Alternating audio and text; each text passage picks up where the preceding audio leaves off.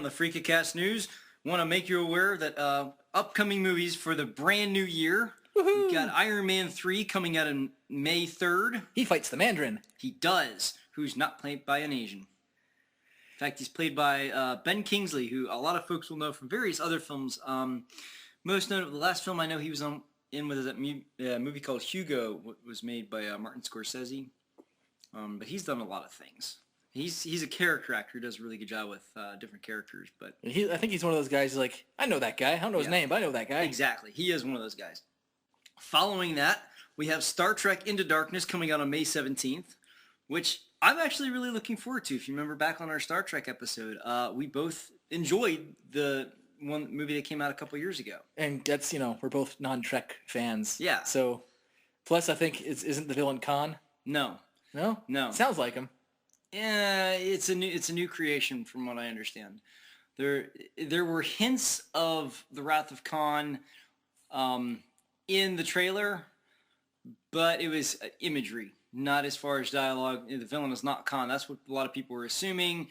But I think they're going to take a Khan-esque feel to it in terms of the kind of the revenge story. Well, that's fine. I mean, it's more of, it's part of making it their own. Right. And then following Star Trek Into Darkness, a film that I've been looking forward to, pretty much since 2006. The Man of Steel. Yep. This is definitely a different version of Superman than what we've seen before, because he actually punches people. And I hope. It's not shown a lot in the trailer because they want to save it for the film. But the fact is, there is a shot of him being thrown into a bank vault. He's going to punch back. I would hope so. And considering that it's Zod and a couple of his cronies as the main villains, yeah. And just, the trailer that was shown with The Hobbit that we're going to be talking about later on definitely showed that this, honestly, this movie the trailer had more action in it than the Superman Returns. So that alone tells me a lot of good things. I must be seeing different trailers than everybody else. Really? Yeah, you and our mutual friend Marcus. Hi, Marcus. I know you like being mentioned. Hi, Marcus. He was like, that trailer, I'm so looking forward to it. I'm like, I'm kind of underwhelmed. I don't know. Maybe I'm just like, I'm so burned on Superman being lousy. It could simply be that. Plus, it's like, I guess also it's like I'm paying too much attention to the dramatic points where like, Clark, when you decide on who you are going to be, you change the world. And, yeah. And, him floating in the water and then him leaning down and taking off flying. That's kind of the things I'm seeing more than him being thrown through something and then having his hands in front of the cops and stuff. So it's like, I'm kind of seeing, I guess these slow points are just deterring me from getting excited. Well, and I think also one thing that, I will certainly agree with you. That trailer, while I love that trailer, the score that they use, the fact that when they're showing the action scenes, they show the action scene with no audio from that scene and just the music. That doesn't do a good job of getting you excited. Now, there's a lot of folks, a lot of people are very excited about this because it looks, simply from the fact that it looks so completely different from the other Superman films. Oh yeah, definitely. And that's the big point here. Does it look like a typical Zack Snyder film? To some extent, but there's a lot of people that love Zack Snyder films. More than anything, what this film does, just from the trailer that I've seen, it looks like it's going to be at least a somewhat realistic take on the character. Not realistic in terms of what would Superman really do, but to an extent. They're going to try to make it as believable as they can, and at least they're showing, they're trying to do it honestly. In earnest. The vocals at the very beginning of the trailer when, you have Clark and he's about 5 or 6 years old. And he's saying, the world's too big, Mom. And she's like, well, just focus on my voice. It's like, I never thought about, if Clark was a little kid and his super hearing kicked in, he would hear everything and he would get scared by it. And that humanizes the character and makes it relatable. Yeah, and plus it's wow, making Superman relatable. What a concept. The idea of taking this is a reasonably good, we can assume he's a good dude. Yeah. And then it's like, well, if you give this good dude a whole ton of power, what's he going to do with it? Is he going to be like also in the show's did you let them die? Yeah. Well, maybe you should have because it's a secret. Well, and that's pretty, heavy. Yeah, that's for a pretty teenage heavy. boy or whoever how old he But was. and that's also another point too. A lot of people were upset by that line from Jonathan Kent, because it wasn't, it didn't feel like Jonathan Kent. But what it was is it was him being a realistic father. A father is going to care more about his own son than other people. Now, granted, this is a trailer, so there's going to be Right. lines taken out of context. Oh, especially if from a Chris Nolan story. I mean, if you look at any one of the Batman of the Dark Knight Rises, Batman Begins trailers, every single bits of dialogue is taken out of context and shown with different imagery, and it's done on purpose. It's to give you a sense of the movie without giving you the movie, which is what a good trailer should do. Yep. So either way, I'm going to go see it, but I'm going to go in with caution. Well, Andrew, to an extent, you have a reason to. I mean, I'm not going to lie. I mean, I'm going to be going into it with caution, but optimistic caution. Then again, I go into every film with optimism. That's just how I am. I mean, granted, the fact that he's hopefully going to punch something Oh, yeah. automatically makes it better than most of the Superman movies we've seen. Yes. By default. Oh, yes. So, I mean, I'm just, just the shot of Perry White and, whoever it was, running away from buildings as they're collapsing. To me, it's like there's going to be a lot of big things that happen at the end of this film. I imagine the end of them. They usually don't put that stuff in the beginning or the middle. It's usually the climax, but I think what this film is going to do more than anything is to show us why Superman deserves the accolades he does. Whereas what Superman Returns did was tell us. This film is going to show us. Show you why is he an awesome guy? Why is he someone we can look up to? And if it does that, then it's accomplished what no other Superman film has done. yeah. Well, some people would argue Superman 1 with Christopher Reeve, but that's also a product of its times. It doesn't hold up very well. No, not very well at all. But a lot of people have nostalgia for that, and if you appreciate, that's fine. We don't want to take away from that. But looking ahead, we've got Man of Steel to look forward to on June 14th. Following That's my birthday. It is awesome. I mean, I looked at it, I'm like, there's something familiar about that date. And that's why. It's fitting, not because it's my birthday, but because Superman will be released on Flag Day, and he's red, white, and blue. Yes, very true. And then following that, in a few months afterwards, we have Thor: The Dark World, the first sequel to Thor and Avengers, which will be pretty interesting. I know that they're going to have the Dark Elves, which will be, I like I've said before, I really like the fantasy element of Thor. I think it brings something different to the comic book movie franchise that no others do. And I'm looking forward to see what they do. I forget the guy's name, but the guy who directed Game of Thrones will be directing this film. And just from the images that I've seen from Game of Thrones and various promotions and that sort of thing, I think we're really in for a treat. Because of that fantasy element, and from what I understand, he's gonna travel to the different realms, and to see the way that they're depicted, it's gonna be almost like Star Wars, and you have all these different planets to go through, and these different characters and aliens, and I think it's gonna be really interesting. Yeah, I know nothing about Thor other than the fact that he has a giant hammer. So yeah, well, I don't really know. I honestly don't know much more. So either way, it's like I'll go. It's interesting. Yeah. Most of the movies you listed, I'll definitely go. And to just follow up. Other than movies, we have one other thing. It is movie related to look forward to. Something Kind of, sort of, maybe. It's one of those things I have been looking forward to since I was building them with my own Legos. Andrew's been looking forward to this probably since you saw the film. To a degree. To a degree. They will be making a Lego DeLorean set. Their Lego Cuso line. Based on Back to the Future. Yep, that we have plugged multiple times. I've got an ice fortress up there. Hopefully people will vote for it. I think I've only got like 20 people so far. You actually have almost 50. Awesome. Which is a long way away from your goal. Yes. But it's better. But a lot better than 20. Honestly, I have been saying, like, I've gone on the Kuso Facebook page and I've posted on their Twitter, like, hey, this is my friend's thing. Can you give him a shout out? And even if they don't, other people who look at that feed can look at your thing. Yeah. So well, nice. I'm trying. Well, thank you. You're doing much more press than I am, because I'm like, hey, here's an ice castle. Vote for it. And you're like, yeah, that's great. Here, let's go over here and do this, and I'll get you more votes. So awesome. But yeah. We do have, as the victory of the DeLorean, we do have a loss. One of the lines, or the proposed lines, was Lego Legend of Zelda. and that was declined, not because there was anything wrong with it, other than the fact that because it required so many special different types of pieces. Lego, I mean, it was just one of those cost-benefit analysis things of, the amount of different types of molds that we would have to make to create these pieces would negate the cost would negate the revenue. Mm-hmm. So it's like, look, and I completely understand it. Having, worked in business for so long and, actually took classes of business in college, I understand when you're trying to create a product, you have to be able to make it at an affordable cost. And I think what Lego was actually trying to do is to say, look, we can't do this right now because we would have to do so many specialized parts. What I think they're going to do is create a line of their own.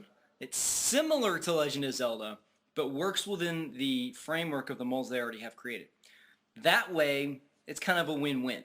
Lego can make something that the fans will like at an affordable cost and make and be able to sell it. Fans will get something, it's not going to be Legend of Zelda, it's not going to say that, but which will actually be better because it'll be cheaper. Because what I've noticed so far is that with Star Wars and Lord of the Rings and the other licensed things, they're getting higher and higher and overpriced because of the fact that they have to pay for the royalties. When like Lego City stuff and any of their own creations, it's cheaper because they don't have to pay for as much. True. So, but they also said they're not, done with the idea. They're still open to the idea of Legend of Zelda sets, and in fact, there's another Legend of Zelda thing in the voting phase, right? Which might actually succeed and could work, and because it may not be as complex as the one that actually won. Right, and that's what it really all boils down to. I think Lego realizes there's enough interest and people will buy it. Yeah, and that's the thing. They even acknowledged when they posted their results, it's not against the fan base because it was clearly there was a huge one for it. Right. But the other ones that they're up for review for the next one, I think they might. They don't have too many custom. I don't think they have that many custom parts to redesign, other than just the paint job, which they would have to do for anything new. Well, I know on the one there was the shield and some of the other characters. Yeah, I mean, in terms of actual molding, for designs of things, that's one thing. But I'm thinking ahead of I'm thinking of Portal because. Oh, Portal, yeah. The reason that doesn't look like it has too many new custom pieces, just more of custom paint jobs. Yeah. But the reason why I think they should really consider that one to make is the fact that how fast it got pushed through. Oh, and especially since the one set I think somebody put up there was a game, and the Lego games have been very popular recently, and that would be something that would allow people to really, it's based on a game, so making it into a Lego game makes sense. So I think it would really open some doors. What I'd like to see them do is take the Lego Cuso and not put it under the name Lego Cuso, but actually just put it out as a line. Call it Lego Portal. See, because the problem I'm finding is these Lego Cuso sets, you can't find them in your everyday store. I mean, I've seen the Minecraft one offered on certain sites. Yeah, but not in a store, right? I don't think so. Yeah. I mean, you might be able to get through. I mean, they are an official Lego company, part of their company, right? From what I understand. But I mean, can you find them even at the Lego store?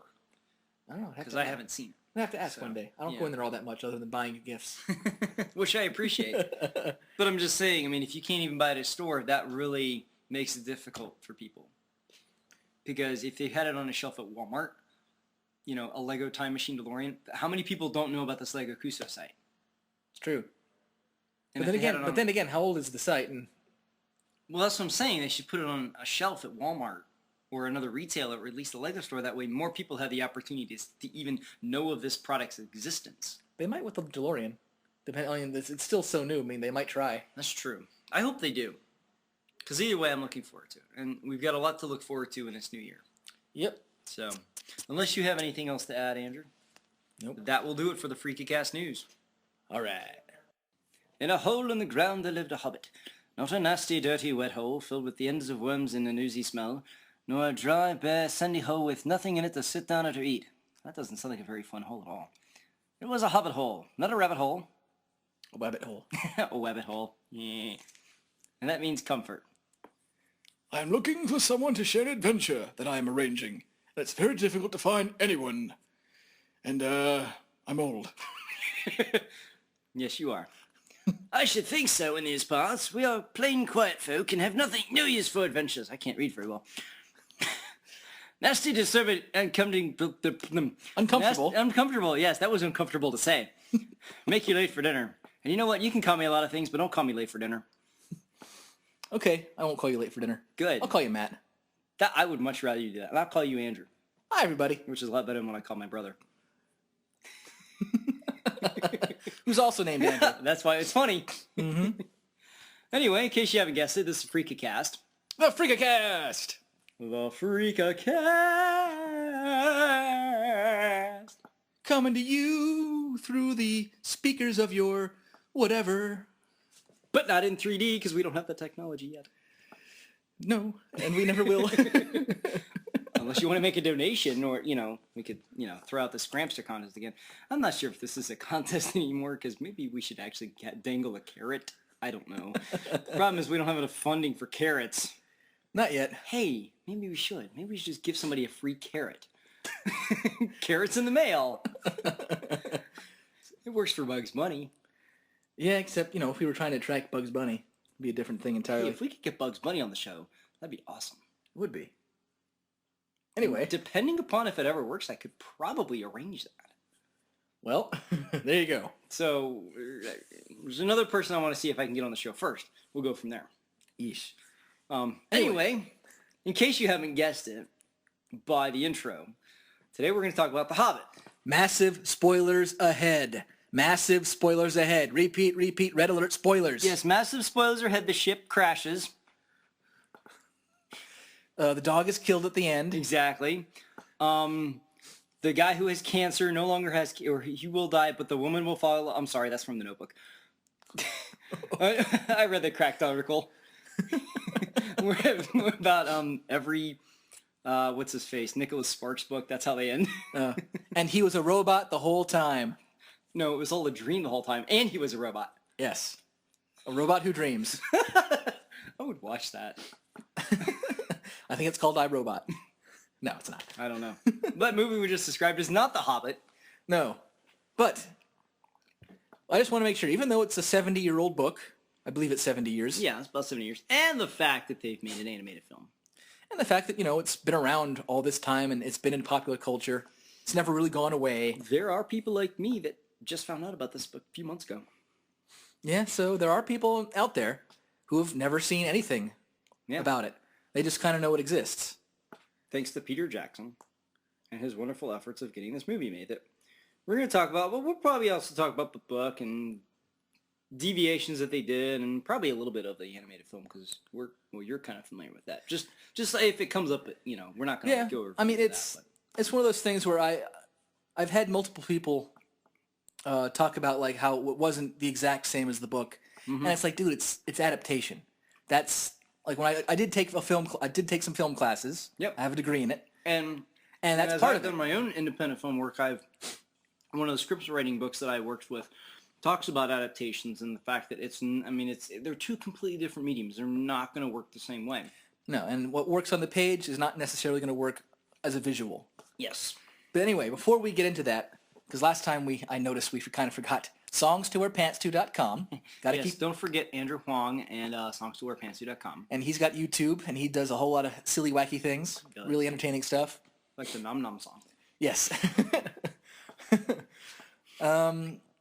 He likes superherohype.com. I like newgrounds.com. There's also batmanonfilm.com, which I know there's not a lot of Batman news right now, but there will be. There will be. I mean, at least in the next year, we'll know at least. Are they going to do a different direction with the character? Maybe have an idea. Are they going to push forward with a Justice League film? And they will keep you up to date. But actually, Modern Myth Media, I would recommend over superherohype.com just because they do the same level of definitive information as opposed to Superhero Hype will post anything, regardless of whether it's a rumor or not. Mm-hmm. And they don't necessarily claim it as rumor. Modern Myth Media will say, look, this is rumor. Here's it is. Take it for what it's worth. And here's fact. Which I prefer because, it's information. The internet is a wealth of knowledge, most of which is worthless. So we want to make sure that if we are giving you information, it's correct information and make sure you're getting it from credible sources. As best we can anyway. Yeah. But there's also brickshelf.com where you can find any and all Lego creations that random people have done and posted up there. Do you post anything there? I don't. You should. I should. I don't have time. This thing called a job has not really had me much time for life for building recently. Maybe in a couple months. Yes. I should at least sit up there and put up my Gotham City buildings. Yeah, and your ice castle. Yes. Especially since the little bit of work I've been able to do on Axis since bringing it back, which was, I think, for like 2 hours, it actually is coming along really well, and it's a lot bigger than I anticipated, which is both a plus and a minus because it's bigger, which means I need more parts, which is not good because I'd rather just use the parts I have. Which means they'll be tougher to move. Oh yes, whenever you move it to somewhere. It's going to be tough to move. I'm not looking for. It was already tough to move to begin with the first time, and it was only half built. But that's part of building a city. It's a work in progress, and it's a good project because it allows me to really be creative in a way that I'm not able to be creative with costumes. Which, speaking of which costumes, I loved the costumes from The Hobbit. I mean, yeah. Peter Jackson. They upheld the standards from the other films. Oh yes, definitely. But what I liked about it was the color palette. The color palette seemed a little bit more vibrant. A little bit of, not to take away from Lord of the Rings trilogy, but right away, right out of the gate, when you see the trailer, when you see this film, it's the greens are greener, the blues are bluer, if that makes any sense. It felt like it was brighter and bolder in terms of the color palette. And honestly, and this is, I'm kind of outing myself here. Okay. Just in terms of LARPing. Our mutual friend Mike, who we had on our pirate episode, he got me into LARPing back over the summer, and honestly, it's a lot of fun because you're out there with, granted, it's foam latex weapons and stuff like that, but you're actually, it's playing pretend, but on an adult scale, so to speak, and it's got game aspects to it. Like there are rules to it. But from an acting perspective, it's great. And when I was trying to determine a type of character to LARP as, I looked at, what type of weapons would I want to carry? What can I do actually that I would want to incorporate into the role? A dwarf came up because I'm like, well, I like a hammer and I like an axe, something I can just swing, but that has some sort of finessing capability. And it's all Middle Earth based. And it's like, well, I don't really see myself as a ranger because I need to be able to build stuff. But a dwarf makes sense. And so when I started looking at, other aspects, then when I got into it, I was like, okay, I'm going to start working on a costume that actually has not so much functionality, but durability. Mm-hmm. And one of the things that when I was watching the film was looking at getting ideas for different costume aspects, seeing kind of what the consistency of the dwarves were, because they do have not a uniform look, but there are certain things like they all have boots, they all have beards. They all have kind of almost like an overcoat sort of thing. Mm-hmm. They almost all have gauntlets. Some of them don't, but the more warrior types do have gauntlets. By the way, the dwarven army at the very beginning, would have the dwarf team. That was amazing. Just to see, just the look of it, the feeling was like, wow. I feel like I'm in a fantasy movie. This is great. Which is something I didn't really feel like in the Lord of the Rings trilogy because I felt it was like there's too much humans. You read it. I mean, you had the hobbits, yes, but you only had 4 of them. Yeah. That you really get to know. And you only had 1 dwarf.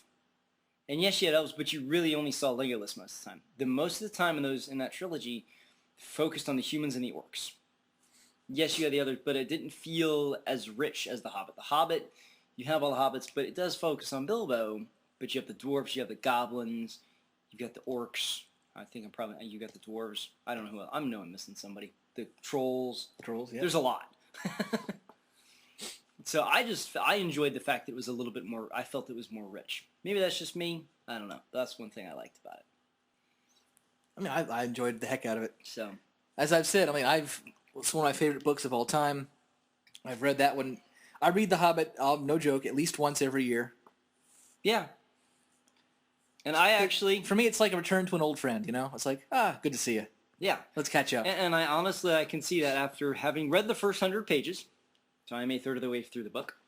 And this is good for him. He's not much of a book reader. Yes. Not that he doesn't like, reading. It's just that he has a hard time. Yeah. So I kind of don't like reading as a result. It's a struggle. And honestly, I'll be honest. It's not, I can't read for a long period of time. About a half an hour tops. So that gets me about 5 pages. But honestly, I've been taking more in. And I've been able to enjoy the book more as a result of that. As long as you can get something out of it, Oh yeah, and what I've really liked is the fact that basically, the book's about 300 pages. Something like that. So the first 100 pages, the first third of the book is the movie, basically. So I've read, and I just saw the movie the other day. I basically read the first movie. Yes. Which is great. It's like I kind of, and I looked down ahead, and I remember it's funny because as I was reading the book, I was actively thinking about what I would do to modify it for a film. Actually, one of the things I'm going to be currently doing this summer is working on making a stage adaptation of that first third for my drama students, so that they can have an experience with that world, and also trying to figure out some of the technical challenges and that sort of thing of, working within that framework, because it does offer some technical challenges, as Andrew has seen in a stage production of the full book. Yes. So we have lots of Hobbit to talk about. We do. Which is probably a first for us to have so many different versions of something that we actually have both been aware of. Yeah. So we're part of the reason I'm really excited about this one. And just the fact that, hey, it's a good stuff. Yeah. But adaptations are, of course, made, and I remember thinking as I was reading, it's like, okay, well, I would trim this section. I would for instance, the first chapter, the unexpected party where the dwarves come in. That was one I felt like really dragged on in the book, and so I was like, okay, I would trim this. And actually, the way that it was handled in the film, I liked better, because it was a little bit leaner. It hit all the high points. But at the same time, I actually got to know the characters more so in the film than I did in the book. I kind of felt like, and part of that is because in a film, there's actors that can portray a character without dialogue. A book can't do that. A book has to tell you everything. You have to get it through dialogue, or it has to tell you what they did. But if you told every little nuance that a character does in a book, people would be bored with it. And plus, sometimes that's just hard to convey in words as opposed to seeing it. Mm-hmm. I really liked the character Keeley. I thought he was pretty cool. Because he had, he was kind of the younger one, but he seemed like he's got a warrior's spirit. And the fact that he's, I think, the only one who uses a bow and arrow, I thought was pretty cool. Which, going back to the LARPing thing, means, hey, I can use a bow and arrow. That is something a dwarf would do, because it was funny when, because William, our friend William, went with us. Hi, William. Hi, William. He went to do LARPing with me one day, and it was the same day. And actually, the funny thing was, he decided to role play as a ranger that day, and I, the dwarf, was giving him lessons on how to shoot a bow and arrow. And then the other guys were funny. They're like, "Wow, the dwarf's a better archer than the ranger. This is not good." I was like, "Yeah." So, having seen this, I was like, "Okay, good. Now I have another thing I can carry that I'm actually decent with." Man, this is just getting me excited for so many things. Thank you for letting me do this. This is a lot of fun. I like this. What would you like to add, Andrew? Well, we're kind of rambling, so... I know, but it's all about Hobbit, so who cares? Yes. Just a quick... Well, it's not really going to be quick, because it's going to be part... Basically, like, what I'm going to say is kind of going to carry over pretty much anything we add up to the movie and all that is... Just to touch on adaptation. It's a good way to add to characters or situations that may not have been in the original text, but is part of the overall thing. Yes. One of the things that we'll get to, I mean, we're not going to, again, spoilers, we're going to talk about stuff, but we're not going to try to do a in-depth, like, and this is a story from A to B. Yeah. We're going to hit some points, but things that I remember, like certain parts of it, are not from this book, but it's from the Lord of the Rings lore that they've added in to help flesh out characters. A good example would be Radagast. Right. Radagast is a great example. He was not in The Hobbit. He was seen in the Lord of the Rings book, I think in the first one, Lord of the Rings book. He was there a couple times. So he was present, but he didn't have that as big a role. And see, he wasn't even in the Lord of the Rings movie. No, and he was not. And also the part where they talk about the war against the goblins in the Mine of Moria. Yes. That's not in The Hobbit. That's not mentioned ever in The Hobbit. But what I liked... But it is talked about at length in one of the Lord of the Rings books. I think in the supporting text parts, not even part of the story. Okay. They basically, it's like, this is the part where they give you back history on some of the characters. So honestly, having seen Lord of the Rings films and now seeing The Hobbit, I think it actually makes more sense to have that in The Hobbit since it is an earlier tale. Yes. Um, I mean, the placing of it does make sense in the movies. It makes total sense. oh yes. I'm just saying. And that's one of the things that you can do really well with a film that you wouldn't. Well, no, to an extent you wouldn't do necessarily in the book because The Hobbit was written first, and so Tolkien had a lot. He would have these ideas and say, okay, well I'll put it in the next one. You know, that makes sense. In a film, you have all this source material to use. You can put it in a chronology that's going to better fit the story, I think. And plus, when he wrote it, like when he finished writing The Lord of the Rings, Tolkien went back and edited The Hobbit to make it make more sense. Yeah. With the not the whole thing. He basically focused more heavily on And you know it's interesting, the ring Andrew? and other things. It's interesting, Andrew, because here's a guy who wrote a story, produced it, owned all the rights, had a version he wasn't quite pleased with, had some ideas. He said, I'm going to go back and edit this, make it have more to make sense, fleshed out. But for some reason, nobody said, you raped my childhood as a result of that. Well, it's because he didn't make major changes. George Lucas didn't make major changes either. He made minor changes. Let's be realistic. In the course of a 2-hour movie, he only modified a handful of things. Yes, they were noticeable, but they weren't major things. But because people knew it in depth and like the back of their hand on all this, they felt it was a major change. But it doesn't matter. The point is, you have an artist who modifies something. And I'm just pointing out that this was probably more the first example than George Lucas. Yeah, I mean, I was never one of the ones to be like, oh, he ruined everything when he when I wasn't either. edited the original trilogy. Yeah, I wasn't either. Actually, the one thing I do want to mention I thought was rather interesting was when they started talking about the different wizards, where you have Gandalf the Grey, and there was another Grey wizard, right? No. No? It's I thought there was another Grey one. Because you have Sauron, or Saruman. Saruman the White. You have Gandalf the Grey.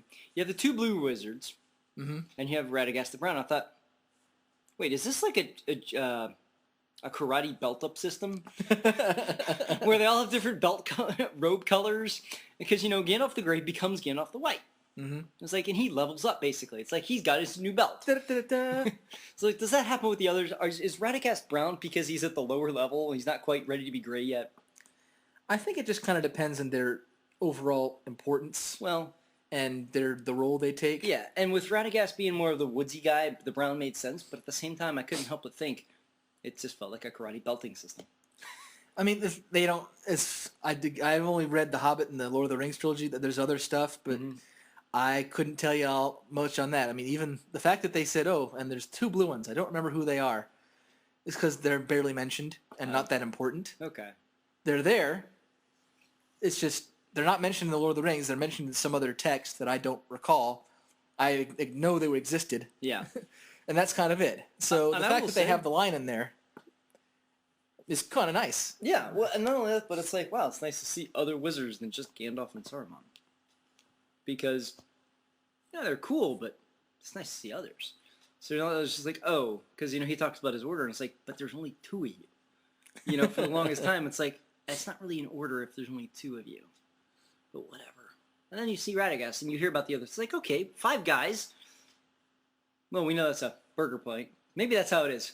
Maybe at Middle Earth they have 5 wizards. The 5 Wizards Tavern. I'd go there. I'd go there just for the entertainment value. Yeah, exactly. I don't know if I'd eat a Radagast burger, though. No, because that, it's like, okay. Too earthy. Yeah. This is made of moss and fungus. Yeah, no thanks.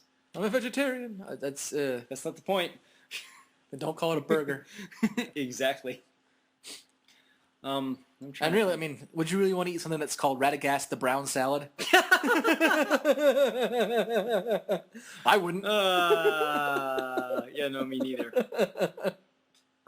That's pretty funny, though. So, obviously there's Radagast. What are some of the other... I'm trying to think. The Defiler, the main orc, he was not in The Hobbit, if I'm not mistaken. No, he was not. Okay. Now, that's actually one thing I really actually liked better, was because I felt like not only do you have... Because, as I've been reading The Hobbit, there are elements of The Hobbit that I like, from the book. There are elements that I like from the film. I like the shortness of the book, but at the same time, I like the fact that you bring in the white orc with the Defiler. I thought you bring Thor into the forefront as kind of a main character, and so he has an arc, which I thought tied very, very beautifully into Bilbo's character arc at the very end. It comes to a head very nicely at the end of the film. That couldn't have worked if you hadn't had the Defiler, because basically giving Thorin an arch enemy, oh God, it was great. And you got a revenge story mixed in with this reclaim the home. It was beautiful. I mean, it worked very nicely. And now, was that in Lord of the Rings or any of the text mentioned, or was that created purely for the film? From your understanding. Well, the Defiler hunting Thorin down, that's purely made up for the film. Okay. But as I said earlier, the battle that happened outside the Mine of Moria, right, where Thorin's father's or grandfather, one of the two, is killed. Okay. And the Oaken Shield comes up, which is why he has the name. Yeah. That's talked about greatly. And the fact, like the reason why they kind of they talk about that and this is part of the supporting text, like at the end of the Lord of the Rings book, is basically once the story is done, they have this whole like tons and tons of pages, just like histories of stuff. Yeah, and it's kind of like, well, what do you do with it? We'll just stick it in at the end. Pretty much. So, but they talk about it, and it's it's not as storied up as ever. So it's very quick in terms of like, oh, I want to learn about the history of this. Like, why is Moria come up so often for dwarves? And it's like, well, they made it, but it got taken over, and then they tried to reclaim it. And it says in the book where it was a horrible thing where the king was killed by that main orc or goblin, whatever, one of the two, right. And that rallied the dwarves to like, we're gonna finish this and we're gonna win, and they do. But it was one of those things where it was a hollow victory because the losses were so great that it was not worth it. It just overshadowed the victory. Yeah, and it was part of it was also like so the idea of Thorin killing the main orc was in the book. Yes, I mean the main orc was killed, definitely got killed. Yeah, okay. But they just said, okay, instead of getting killed, he's horribly dismembered and out of commission. Right. Which I don't know, I like that. And really I think the main reason why they included that text in the book is like, one is like, where did the name Oakenshield come from? Because like very few of them have last names. Exactly. And also it's like, well, how come there aren't as many dwarves as there used to be? And that's part of the reason why is because a lot of them got killed during the war. The more that I think about this, they should have just made a TV show. And the reason I say that is not because I have a problem with movies, but because there's so much stuff to use. It would have... I mean, you can only do so much in a movie. I mean, obviously Peter Jackson doesn't believe that. He makes his movies however long he wants, even if it's a 4 or 5 hour film. But I'm just thinking if they made a TV show, and especially with the technology they have, and you could have spread it out over a period of time and really, really done a more in-depth job with it. Not, like I said, not to take away from the film. Certain things are probably... Because you never know, they might one day. I mean... They might. I mean, there's always a possibility for... Because there's just so much stuff to pull from, and so many stories. Well, yeah, I mean, that's the beauty of the Tolkien stuff, is the fact that there's just so much of it that he puts in. Yeah. And there's also stuff that's not finished, because he, died before he could finish it. Oh, he did? And there's other books that are kind of sort of related to the Lord of the Rings trilogy, where it talks, like, about who Sauron is. Oh, okay. And all that stuff. They briefly mention in the movie The Necromancer, which is one of the avatars of Sauron. And I don't recall that being in the book, but maybe I just haven't gotten to it yet. You haven't quite gotten there yet. Okay. So they've placed it differently. Well, you're not going to remember this detail, but they did mention the Necromancer's name when Gandalf gave Thorin the key, because Thorin's like, well, how'd you get this key? Why didn't I get it? Should have been given to me. It's like, well, I had to... You know where I had to go to find this? Like, your father was crazy, like, when he...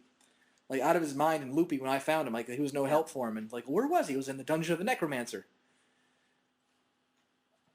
And I barely got out of there myself. That was a line in the film? That was a line in the book. Oh, okay. Yeah, I don't remember that for some what's reason. nice about the film is what I'm trying to get at as part of it is what they're trying to adapt is the fact that there's certain things that are mentioned offhand Right. in The Hobbit. Like the fact that when well, how far are you? Like, what point did you end? Like, basically where the movie ends. I don't want to spoil anything for you. I'm trying to think. Yeah, it's right. Yeah, right where the movie is. I mean, as far as it's like they're up in the trees. They're in the trees. They're in the trees from the wargs. Okay. See, now I'm afraid of spoiling stuff for you. Well, that's right where the movie's at. I know, but I'm just gonna say like. Because I know that the Defiler wasn't in the Hobbit at least at that point. Obviously not now. Right. Well, they get to a point where how do I do? Can't do this without spoiling it for Matt, so I won't. I'm sorry. Basically, though, what I'm trying to get at without spoiling anything is the fact that certain things that are mentioned offhand at certain points in the book are going to be expanded upon and shown in the movie. Film, and that's mostly so that you, the audience, knows what's going on. So we know what's going on. If a character makes a reference to something, you need to have seen something previous to that to set it up so that you understand what the reference is. And also, it makes for a better movie. I mean, which is what you're doing. You're making a film. You're not making the book come to life. You're making a film, and you need to make a good film. And that's the thing. You have to take something that's text into a visual art. So if it's just dudes walking from one end to the world to the other. I mean, granted, a lot of stuff happens, but they can't do all the stops on the way. Hence why in the cartoon version, it's very, very much abridged, where a lot of their rest stop points aren't really acknowledged. Right. And they go to the high point, like they have the meeting, they encounter the trolls, they go to Rivendell, they go to right from Rivendell to the mountains, they get captured by the goblins. They have the wargs and the fire, and they get to Mirkwood and past Mirkwood and all that stuff to get to the mountain. Yeah. And then they encounter I Smaug. am really, really, really not looking forward to Mirkwood. Ah, yeah, because you know what's in there. Yes. Giant spiders. Yeah, Which talk. Okay, that's even creepier. You know I had a spider on me today? Oh, no. That's not good for you. Yeah, thankfully it was only like the size of a nickel. That's too big. That's too big. But I mean, that's with the legs. I mean, that's not just It's still too big. Because, I'm not, that paranoid about spiders, but I don't want one on me. Of course, I get grief because they're like, oh, it's a spider. And he's like, it's a spider on me. I don't want a spider on me. Okay? I can handle it if it's the size of my fingernail. Like Daddy Longlegs. You have no problem with. Daddy Longlegs are harmless. And don't believe what you read. No, they're not the most poisonous spider in the world. And no, they can't bite you. And all that's no. They did this on Mythbusters, okay? Yes, they can bite you, but they're not aggressive. And even if they do bite you, their poison is not... They're not poisonous. It would do nothing to you. Yes, because you saw that episode, right? Yeah, I've seen that episode. Yeah, where Adam stuck his hand in there. He had to wait about an hour for one to finally bite him, and when he did, he's like, okay, I think it did. I kind of felt it. They're like, yeah, he did bite you. It's like, it was nothing. Like, I'm sorry, they're harmless. But I think that myth was created because they're so harmless, and people are like, oh, they're not really this harmless. They're actually this, but there's this reason it can't happen. It's just to scare you. Yes. Anyway, back on track. Trying to, anyway. So, for those of you who have no idea what we're talking about, I suppose we do need to at least hit some high points as to what in the world went on in this movie. A little bit, I think. Yeah, that makes sense. There's some dwarves. That. There's how many dwarves? Well, let me finish. Okay. There's some dwarves. In this fight, they had this great, great civilization of Erebor. Well, there's this dragon, Smaug. Decides to come in and own the place. Well, it's fire-breathing dragon. Can't really... What are you going to do if a fire-breathing dragon comes your way and says, I'm going to take your home? You're going to get out of its way.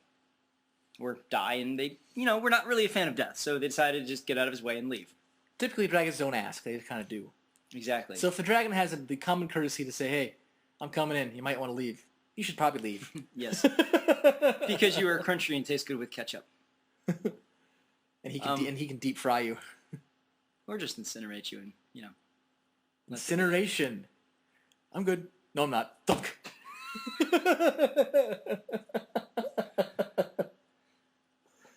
So anyway, Smaug comes in, takes over the place, and, all the dwarves leave, and they're like, okay, what do we do now? And, I don't know, we'll open a deli or something. If only it was that simple. If only they had delis in Middle-earth. Dwarven deli, I would eat there. That would be awesome, like big roast mutton sandwiches. MLT! You could get an MLT there. That'd be awesome. Blimey, mutton today, mutton yesterday. It don't look like button tomorrow. It's only deer.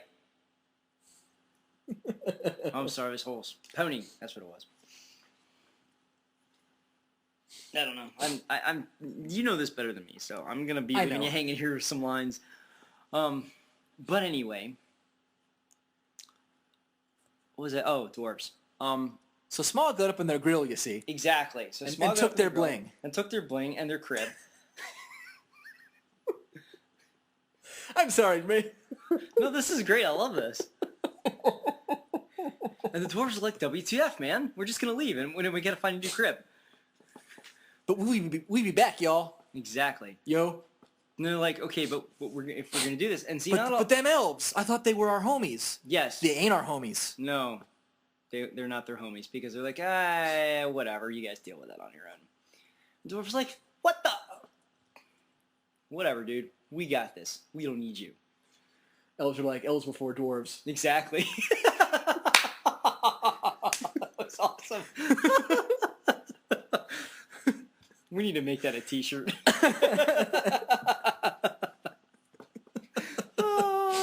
There we go. Coming up with stuff on the Freakacast. That's what it's about.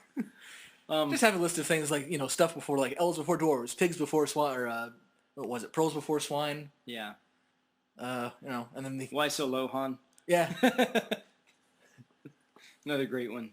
But yeah, so then we, we're like, okay, so the dwarves kind of went off, and basically they were just trying to survive for a while. They didn't even worry about their home and their gold and all that stuff. They just like, okay, well, we got to live, and we got families that we need to take care of. So they went off, and they kind of were nomads for a long time. Until Gandalf decided to step in.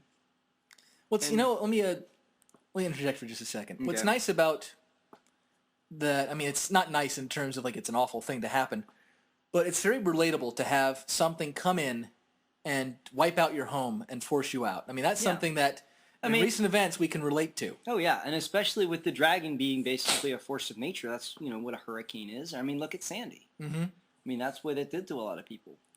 So I mean, the idea of something that is, granted they kind of sort of like in the book kind of brought it on themselves because like in the books like great wealth attracts dragons. Right. And so it's like on one hand they were kind of had a bit too much, and of course it was sort of like naturally the dragon was going to come. We should have expected it. Yeah. But it's something we can relate to in that sense. Oh, yes, very much so.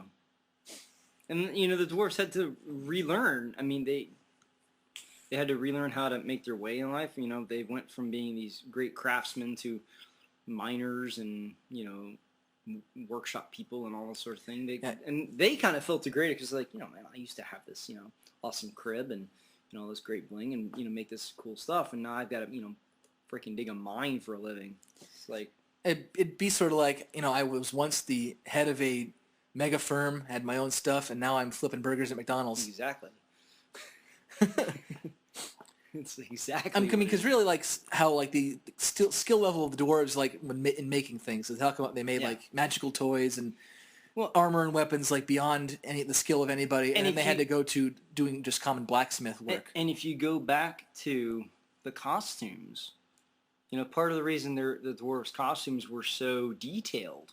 If you look at the gauntlets, there's a lot of detail work. If you look at just the ornamentation on their helmets or their robes or anything, that's something that dwarves would have done themselves and been proud of. Mm-hmm.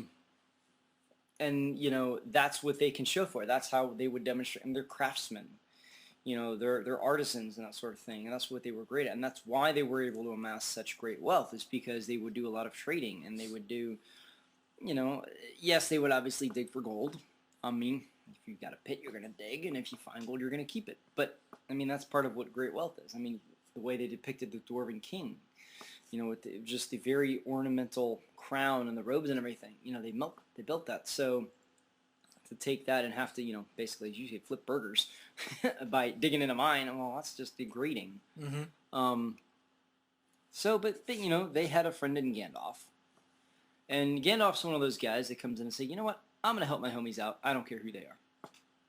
I'm going to get you guys a Hobbit. And they're like, what? Well, you need a burglar, see? Yeah. And what's nice is the way this set up is you've got Bilbo Baggins, who's kind of like us. Like, he likes his routine. He's very unassuming, doesn't want to go out and go crazy about things, but he also kind of has that yearning. Yes. Deep down, he's like, I would kind of like to go out. Well, I think it's not so much the yearning, but he has that capability. Yes. And he doesn't know it. And that's, honestly, I like his character more so than the Hobbits in the other films. Like, and I think that's why. It's because I can relate to Bilbo more.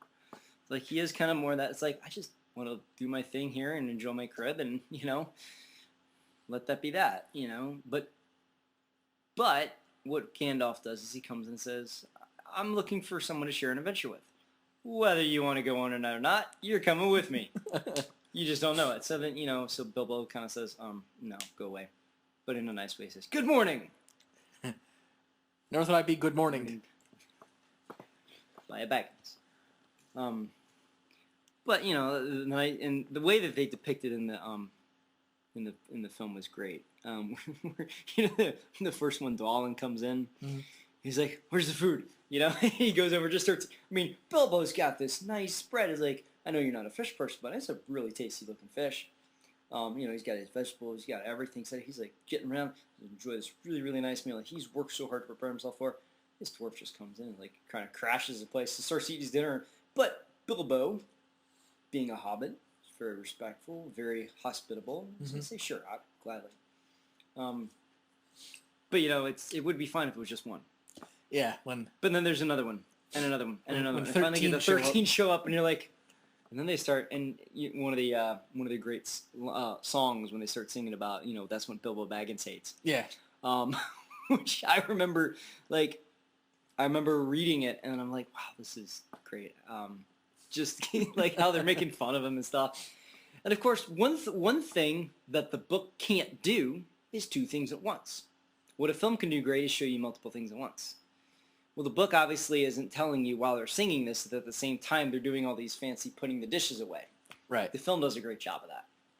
And what the film does a great job of at the same time is showing you how calm and collected the dwarves are when they're throwing things around and they're working together.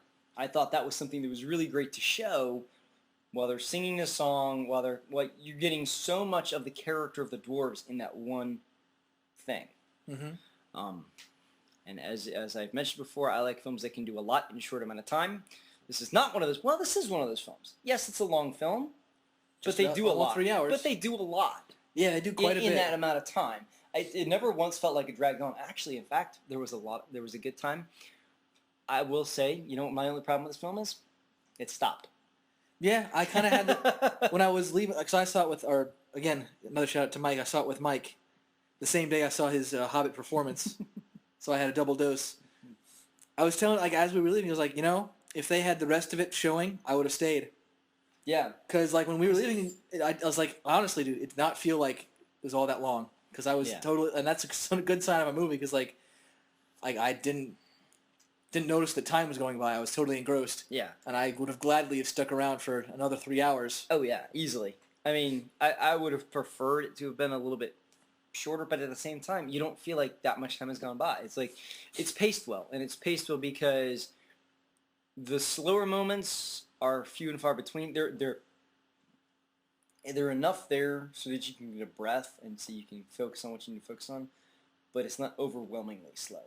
And the nice part is even the slow moments, they're entertaining. Yes. Like, you really get it. I mean, the tough thing for both, you know, the movie and the book is the fact that you have so many dwarves. Yes. So there's just, you'll never ever flush all of them out. Right.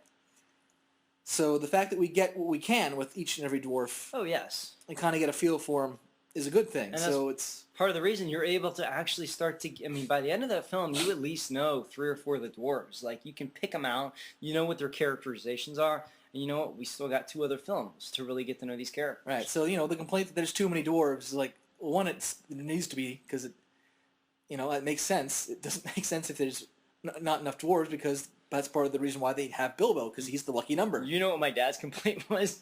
What? He's like, wow, I can't believe none of those dwarves died. Wait And till- it wasn't saying that because he didn't like the dwarves. He's just kind of like, okay, you got 13 dwarves, you went through all that and no one died? And it was not so much that that's impressive, it's like, that's a little unbelievable. That's one of those things of, yeah, there's goblins. That's unbelievable. Really, you're going to give me this argument about 13 dwarves surviving? Wait till the end. That's all I can say. Oh yeah. Oh, I'm sure. And that's honestly part of the reason I felt like I really didn't want to say anything, because like, look, this is only in terms of the book, this is only a third of the way of the book. I have no doubt some of the dwarves are going to go off. You're going to have casualties. It's an inevitability. Mm-hmm. But if you're writing a book, you're not going to have a lot of them die till closer to the end, which makes sense to me. But since this is an adaptation of the book, you want to have it paced out, but you obviously can't kill people off in the first film if they're not supposed to die till the second film. So. And I will say this: the movie ended where I thought it would. Oh yeah. Like, I kind of went in thinking, okay, in my head, it's like, where would be a logical stopping point? Yes. And that was it. Well, and quite honestly, it's one of those things, like, I was kind of, having seen the Lego sets that came out, they have one with the Goblin Battle, I'm thinking, okay, that would make sense to be a climax point. Obviously, it was, but it wasn't. Mm-hmm. It was, kind of like round one of the round two climax points. But as I'm watching the film, it's like, and like I've said before, the cross-cutting between Riddles in the Dark with Bilbo and Gollum and the Goblin Battle with the dwarves, I really like that. I felt that did a much better job than explaining to me how it happened in the book. Because the book, I remember, getting through Riddles in the Dark, like, okay, wait, where are the dwarves? How did they get there? It's like, it doesn't, because you're not following it. And it's a book, and you want to stay with that, but a film can cross-cut, and it still makes sense. Mm-hmm. Which I suppose the book could do too, but and maybe in other revised versions. I have an older edition that I think was printed in the 70s. It's basically a classic book form, and it's a chapter, so it's Yeah. going to be about that. Right. And they'll fill you in what happened in the next chapter. Right. And I don't know, it's one of those things where, for me, but then again, I like the chapter in the book, and actually I've seen a lot of those riddles before. So for me, it's like, well, this makes perfect sense. And actually, it was funny. My parents and brother were discussing the riddles yesterday. And they're like, "Oh, did you understand all that?" And they're like, "No." I'm like, "I've seen them all before, and they make perfect sense to me." But it's one of those things. Sometimes I wonder, it's like, is this because I'm a math teacher that I'm able to understand these things better? They also didn't understand Inception, which I'm like, it's like, oh, great. I don't feel like explaining that one to them. In one of my senior high school classes, Mm-hmm. I think it was in the yearbook class I took, which I don't know why I did, but whatever. It was experience. I guess. You didn't know any better. Yeah. What I would do, because I was... whatever. Sorry, I'm just remembering that story you told me about your yearbook class with Santa Claus. Oh, yeah. Which has nothing to do with the Hobbit, but it's funny. We found what I'm assuming is a wise man doll, but except it was, it was a black guy. Like, it kind of looked like Santa Claus, but it was not Santa Claus. Yeah. I guess. And so we're like, well, this must be Kwanzaa Claus. And that became his name. And but also, like, why was it even there? So Yeah. It was a weird teacher. Anyway, going back to it, what I would do, because we were not the last class, I think we were second to last or the middle class, one of the things. Okay. I would leave up some of the, like, I started leaving up some of the riddles that were in The Hobbit. Yeah. And then seeing let if anybody... people And let people answer, and I would put the answer the next day. Oh, nice. And eventually the teacher saw me do it because she wasn't paying all that attention, like 2 weeks later. And she's like, oh, you're the one doing it. I'm like, yeah. She's like, could you keep on doing that? Because the other classes really like it. Oh, nice. They like having the riddles that they're trying to figure it out. Yeah. So, like, from then on, I would, like, look up riddles just to amuse myself. So I would leave up riddles for their classes to do. And I started off with the ones that were in The Hobbit. Nice. I don't think that was the first time I read that book, but it was definitely a period when I was rereading it heavily. It may have been like when I was getting into the Lord of the Rings. Oh, okay. Because I know I read that in high school for the first time. Because the movies were coming out. I'm impressed that you read it. I've read it more than once. I got through 5 pages of the second book and got bored. It's not. I mean, it's a tougher read. It's not for everybody. Yeah, they just spent more time on, and that's part of the thing. It's like, I need something that moves. If it's The Hobbit, the book moves. It moves at a pace I'm good with. I mean, except for the first chapter, that was a little much for me. But at least, I mean, that's also the thing. Like, this is definitely a journey story. Yeah. So it's going to be a journey throughout. So there's not going to be a time where they stay for a month.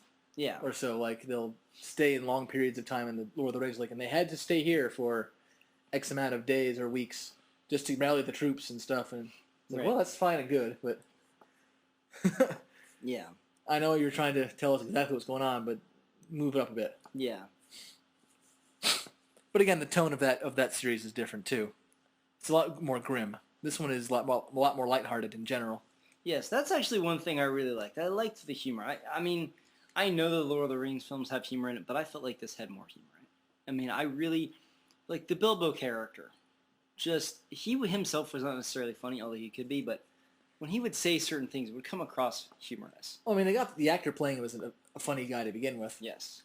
I'm not actually familiar with his other work. I know his name is Martin Freeman. I know him best from the Hitchhiker's Guide to the Galaxy movie. Okay. He plays Arthur Dent. Okay. And that's a movie I really like. So yeah. It's one of those things like when I learned that he was playing Bilbo, I was like, awesome. Yeah. I know I'll like it then. Yeah. I mean, he does a great job of it. It's just, playing the unassuming kind of homebody hobbit, but at the same time, he can have those adventurous moments and he can think pretty well, too. Mm-hmm. Actually, it's funny. It's interesting. I like this because my dad and I and my brother, we were having discussions about it, which is nice because very rarely do we actually have discussions about a film after we see the film. So the fact that my family and I are having these discussions about a film afterwards is like, this is great. We're talking about something other than mundane stuff and how I need to, eat healthier and crap that I don't hear from my mom. And I'm not getting lectured. Because I got news for you guys. No matter when you move out, your mom's still going to lecture you. Just get used to it. Hopefully you can ignore it. Where was I going with this? The fact that you're talking about it with your parents and brother. Oh. So, the church, of all places. Me and my dad were saying something about it. I was like, well, yeah, I kind of... Oh. Because we were sitting in church and my dad's leg... My dad's a big guy. He's an NFL player. He's 6'4", a couple 100 pounds. I was sitting next to my dad, and when my knees bent, my knee would literally, you could just slide it right into underneath his knee.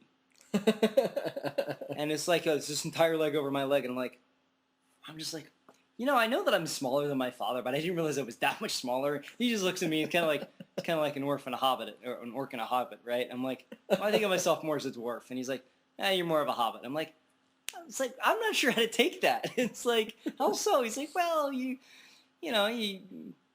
more of a homebody, and you think more than you do. I was like, okay, I can kind of see that. And the funny thing is, I've actually been told that I eat like a hobbit, so they do like their food. I do like the idea of nice crispy bacon, second breakfast, and dinner, supper, and afternoon tea. So maybe I'm more a hobbit. I don't know. But where would you see yourself? The dwarves can put away quite a bit of food, too, as we saw. Yeah. Oh, man. Those guys were great. I'm like... That's another thing, too. Another great moment that you really I didn't get in the book. Once again, a couple lines just in the expressions on their faces when they go to Rivendell and they bring about this food and they're like, what is this? Food's green. Where's the meat? I'm like, thank you guys. I understand. We had a similar situation not too long ago. Let's not name names. No, we did, and I was quite surprised. And I'm just like, really? Because this was one of the few times you decided with me, you're like, yeah, okay, give me that too. Yeah. I'm like, granted, I ate everything. Which, I gotta be quite honest, I was a little embarrassed the fact that I was eating the most, but at the same time I was like, oh, that's whatever. I was like, I feel kind of like a pig, but I'm hungry, and I need meat. It's like, look, I enjoy vegetables, but with meat. Not by themselves. which is why during Lent I have tuna or egg salad or something that has some meaty substance to it.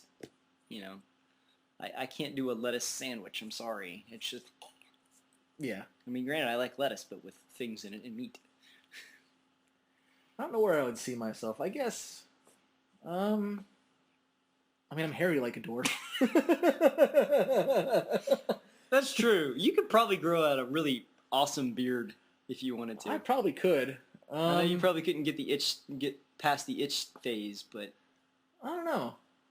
Never tried it. yeah. It's one of those things where I ever got a long vacation or something. Or you were able to finally quit your job. Yeah, or I did something like that, I might be like, I'll not do it for a month and see what happens.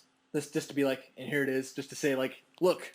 Yeah. Because I have to shave every day. Yeah. Like some people don't have to, but I do. Yeah, you do. But I don't know. Never really tried to fit myself in the Tolkien universe. Like, obviously I want to be part of the good guys. I don't want to be a goblin or a troll. No. Or an internet troll. You mad, bro? I'm just going to assume I know what that reference is. I see him. I honestly don't know what the reference is, but I see him on Cross. It's like, okay, I'm just going to go with you on it, whatever. I don't think I would be a hobbit. Because I would probably be up for like, hey, let's go over here. I'm like, all right. Well, and that's the thing. Like, I guess I see myself more as a dwarf just because, even though I see myself more as a dwarf. I see myself more of a craftsman, more of a fighter than a hobbit. But at the same time, it's like I like my home. I like, being able to sleep in and make breakfast and entertain guests. Yeah. So there's a little bit of Hobbit there, but honestly, that's what's nice about these types of characters. Even though they're fantasy characters and they're different creatures, there's something in everyone we can relate to. Yeah. So. I'm not really much of a craftsman. I've never been good at that, so I guess kind of scratches dwarf off. To an extent. I mean, I would say you probably have maybe more Hobbit than dwarf, but I don't know. I mean, if we're looking at everything, like all the good guys, like human, elf, dwarf, and hobbit. Yeah, well, we could both claim human, but that's not really fun. We're already humans. I don't know. It's just a question of Gondor or Rohan. Yeah. It's like, well, the Rohan guys have the horse heads on their helmet. You know what? Screw it. I'll be a wizard. I like that. You Because gonna I be like one of the magic. blue runs? What's that? You gonna be one of the blue ones that we never see? Sure. I'll be my own color. I'll be The green And I play my flute when I to summon my mighty one. beast. Yes, I love it. Even though I can't play a flute. We should make this happen for Dragon Con. I am. That's doable, sir. I am Flabbish Ma'am the Green. Or something along those lines. Flabbish, ma'am. I love it. I love it. Well, that sounds like I'm a flabby dude. I don't want to sound like that. No. It doesn't sound flabby at all. It's like Flabbish, ma'am. It actually sounds like Habersham County. It's a county in Georgia. I'm Babbermam the Green. But Flabbersh. What did you say? Flashabam. I can't remember now. Flash Bam Boom the Green. Because that's what I do, fool. Flash Bam Boom. I'm the more hip, wizard. Yes, because somehow being more hip makes sense in Middle Earth. Because there's trends and culture and stuff. And Well, if I was a young wizard, because all the wizards are old that's true. that we've seen. That's true. You could be a young wizard. I mean, they got to start off young sometime or other. They're not born geezers. It's like trying to find a young Yoda. No one will ever do that. Because, I don't know. Just trying to imagine young Yoda, and it's like, well, we've already seen him dance to rap music, so I guess it doesn't really matter. I can't remember the name you said now. I want to remember that. All I can think is Flashabam. It just makes me think of Flashbang. You'd be like the trickster wizard. Pick a card, any card. This one. Wrong. That's how I win, you see. I distract them over here and slice them here. Turn him into a newt with a tail and wings, and they were pink. I believe that's a finch. Shut up. It's a newt if I say it's a newt. I'm the wizard here.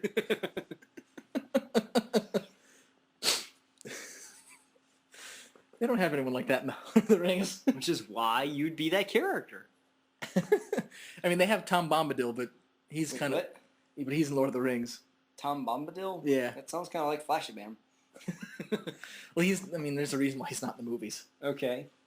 He's one of those, like, stopping points that they logically cut out of the movies.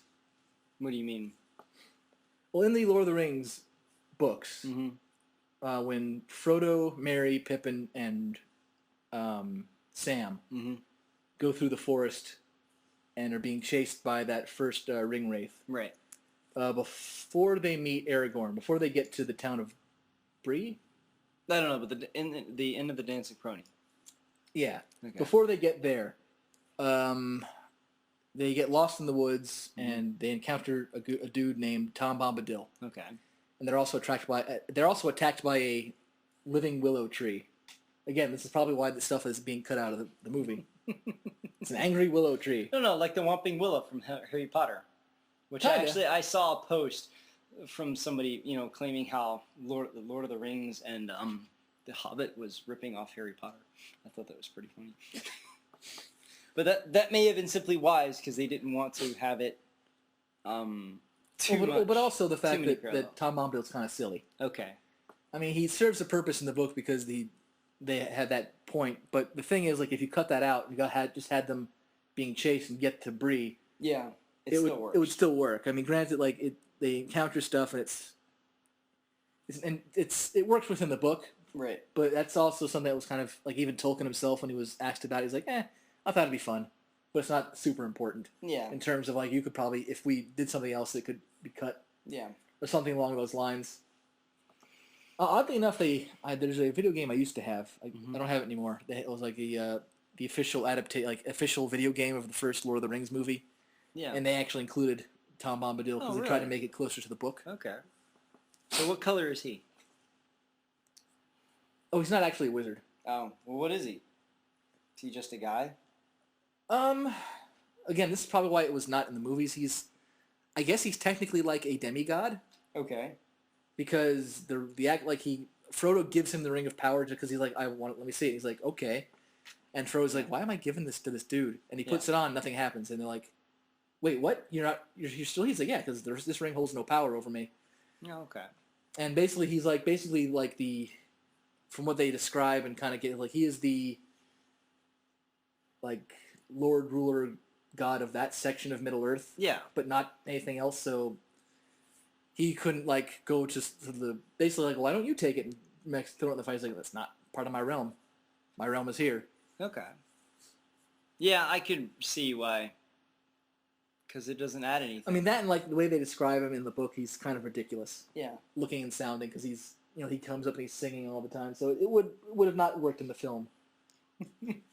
No, not in that tone. You probably could have done that. You probably could do it in The Hobbit. I'm just thinking just because it is lighter tone. And they've already started to mix in, like, Radagast was kind of a sillier character. True, but he wouldn't have anything, like, he only shows up in Lord of the Rings. Well, no, I'm just saying as far as the type of character. Well, there's another character that I'm hoping they include in The Hobbit that was not in the animated series. Or not. Is it in the book? It is in the book. Okay, and I haven't read it yet. You will in a bit. Okay. He's pretty much right after that section. Okay. He's a very logical point in terms of the book, the storytelling, even for the movie, because they have no stuff now. Right. They have no stuff. They have no supplies. They have nothing. They have no stuff. Well, based upon what George Carlin says, the only reason you're home is to put your stuff. These guys have no stuff, therefore they have no need for a home. They have no home, therefore they have no need for stuff. Yes. But they have no supplies, so if I imagine that the next movie will open with this character. I'm hoping, because he was not in the animated adaptation. Okay. He was not in the play adaptation either. Well, like you said, those are both very abridged versions. Those are very abridged, and unlike Tom Bombadil, this character makes a lot of sense. Yes, and probably it just from what it sounded. And I can name him because I'm not spoiling anything if I gave him his name. His name is Bjorn. Okay. I think that's how you pronounce his name. He wasn't Bjorn yesterday. I would have smacked you. I'm sorry, but I know, I'm just it's kidding. an obvious one. I have to go for it. I believe that's how you say his name. I could be pronouncing it wrong, which I could be, but he's there. That actually makes sense. Bjorn is actually very common Norse name. And actually, that was one of the things I was actually kind of piecing together because going back to LARPing, because that in role playing, that trying to understand how to put your character together as far as the name and the costume and the way that your character would interact with other characters, just from an acting perspective, it is very helpful to know kind of the backstory and that sort of thing.